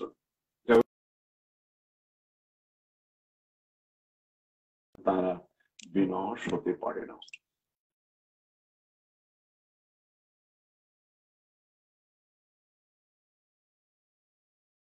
সর্বদুর্গানে মত প্রসাদাত্তরিশ্বসী অথচেত্তমঙ্কার নষ্টী বিনংসতি। ভগবান বলছেন, চিত্ত মন প্রাণ দিয়ে সমস্ত বুদ্ধি আমারই চরণে সমর্পণ করে আমারই চরণে শরণাগত হও।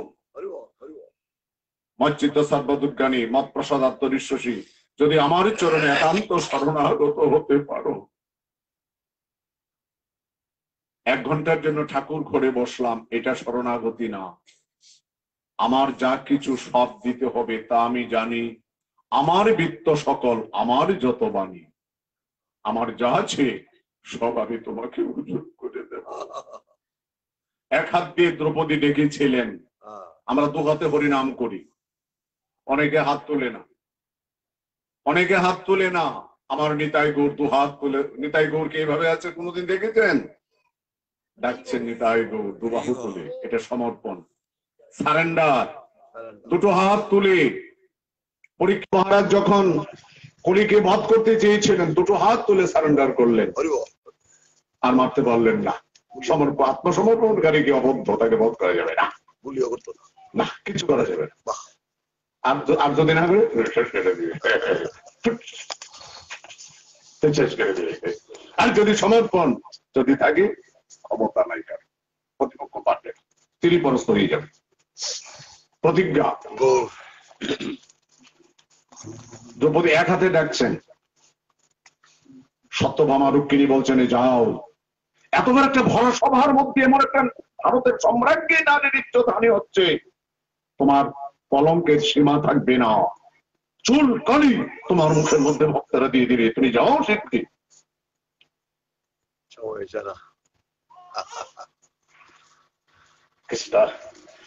কেউ তো রক্ষা করলো না। পঞ্চস্বামী, ভীষ্মদেব, কৃপাচার্য, দ্রোণাচার্য, সত্যমা ইত্যাদি ইত্যাদি যত আছে রাজন্যবর্গ, যত কেউ তো রক্ষা করতে পারল না। কৃষ্ণ কৃষ্ণ সত্যভামা রুক্মিণী বলছেন যাও। গোবিন্দ তাকিয়ে আছেন। দ্রৌপদী যখন চিন্তা করলেন না, এক হাত দিয়ে আমি আর কি প্রতিপক্ষ পুরুষের সঙ্গে সম্ভব সম্ভব না, তাহলে আমার আর কিছুই আমি রাখলাম না, আমি সবকিছু তোমার চরণ অর্পণ করে ছেড়ে দিয়ে দুহাত তুলে হে প্রাণ,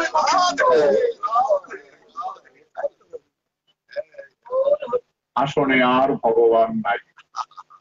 সত্যভামা চেয়ে দেখছেন ভগবান নাই। অমনি সে দ্রৌপদীকে বস্ত্র দান করতে লাগলেন। স্তূপাকৃত হয়ে গেল। দুঃশাসন অচেতন্য হয়ে পড়ে গেল বস্ত্রের মধ্যে। সারা জীবনও যদি টানা হয় অঙ্গ থেকে এক ফোঁটা বস্ত্র শেষ হবে না, আর বস্ত্র শেষ হবে না। সত্যভামা রুক্মিণী বললেন একই লীলা, প্রথম গেলে না কেন? বলে সবকিছু আমাকে দেয় নাই, কিছু রেখে দিয়েছিল। আমি সবকিছু না পেলে আমি তাকে পূর্ণ কৃপা পরিবর্ষণ করতে পারি না, আমার কাছে সব দিয়ে দিতে হবে। তবে বৎসরণগচ্ছ সর্বভাবেন ভারত তৎপ্রসাদাৎ পরম শান্তি স্থানং প্রাপ্স্যসে শাশ্বতম। এই জীব যদি শান্তি পেতে চাও, আনন্দ পেতে চাও, তাহলে সর্বান্তকরণে আমার চরণে যথা সর্বস্ব তোমার যা কিছু রয়েছে, 1 ঘন্টার জন্য ঠাকুর ঘরে বসে ভগবানকে দেই তা না, আমার যা কিছু সব তা আমার দিতে হবে, তা আমি জানি। আমার বিত্ত সকল আমারই যত বাণী সব তার চরণে ঢেলে দাও, সব ঢেলে দাও। শিবাস অঙ্গনী, শিবাস ছেলেটা মারা গেল, নৃত্য করছেন। নিতাই গৌর বলছেন তোমার সুখ নাই, পুত্র সুখের মতো সুখ নাই, মিথ্যার মতো পাপ নাই। জগতের 2টি যন্ত্রণা আছে, জন্মের যন্ত্রণা আর মরণের যন্ত্রণা। ভক্তিবিনোদ ঠাকুর বলছেন এই দেহ পতন হলে না রবে আমার, কেহ সুখ নাহি দিবি পুত্র পরিবার। 2টি যন্ত্রণা, জন্মাতো যন্ত্রণা, মৃত্যুর যন্ত্রণা, 2টি যন্ত্রণা। তবে জন্মের যন্ত্রণা জানে মায়, আর মরণের যন্ত্রণা জানে গায়। আমার যদি ভক্তি যদি না থাকে, মরণের যে কি যাতনা। এই ক্যান্সারের রোগী, প্রেসারের রোগী, স্ট্রোক করে যারা মরে তারা বুঝে মরার যে কি যন্ত্রণা। আর একান্ত আপনাদের মতো কৃষ্ণ ভক্ত যারা, তারা আনন্দে নৃত্য করতে করতে হরিনাম গুরুনাম এ বিদায়। হৃদয়ে ধরিব তোমার কমল চরণ, নয়নে হিরিব চারিব কৃষ্ণ চৈতন্য নাম, এই মতো মোর ইচ্ছা ছাড়িতে পড়া। এলো ভক্তের মৃত্যু। যদি কৃষ্ণবোধের চিন্তা ভক্তির শাস্ত্রপাদ পঙ্কজে দুর্গমে বাপি কা চিন্তা মরণের ওরে ওরে মৃত্যু তুমি মৃত্যু দেখাও ভাই, উভয়ে কম্পিত নয় আমার হৃদয়। জান তুমি কি জন্য আসছো, কি করবে? জানি তাই, আর সময় নষ্ট করবো না, 10টার উপরে বেজে গিয়েছে। এই হলো ভগবদ গীতা। ভগবদ গীতা অন্তকালে চমামেব স্মরণ মুক্ত কলে বরং জপ্রাতি সবক ভাবম যদি না তত্ত্ব সংসার। অপারেশনের রোগী অপারেশন থিয়েটারে নিয়ে যাচ্ছে, অপারেশন থিয়েটারে নিয়ে যাচ্ছে। 4টা ছেলে 1 বস্তা টাকা নিয়ে দাঁড়িয়ে আছেন।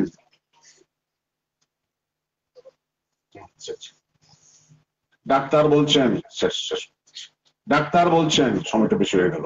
ডাক্তার বলছেন শোনো, তোমার বাবার বন সই দাও। সই দেওয়া আছে। বড় ছেলেটা বলছে আমি একটু আসি ডাক্তারবাবু, অপারেশন হবে, হার্ট অপারেশন হবে, একটা বিরাট মর্মান্তিক অপারেশন, কঠিন অপারেশন, একটু আসি। একজন বলে না, এখানে কেউ আসতে পারবে না, এখানে ভিতরে অপারেশন থিয়েটারে ঢুকবার কারো অধিকার নেই। কারো নেই বলে আছে কার? শুধু নার্স আর ডাক্তারেরই অধিকার। অন্তকালে চমামিব, ভগবান বলছেন অন্তিম সময়ে একমাত্র গুরু গোবিন্দই তোমার পথের অবলম্বন, পথের যাত্রী আর কেউ তোমার শেষ পথে কেউ।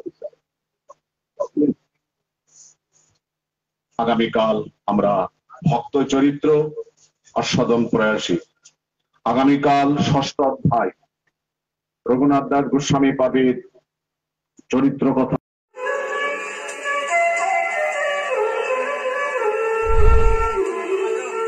চ্যানেলটি ভালো লাগলে লাইক, কমেন্ট এবং সাবস্ক্রাইব করুন।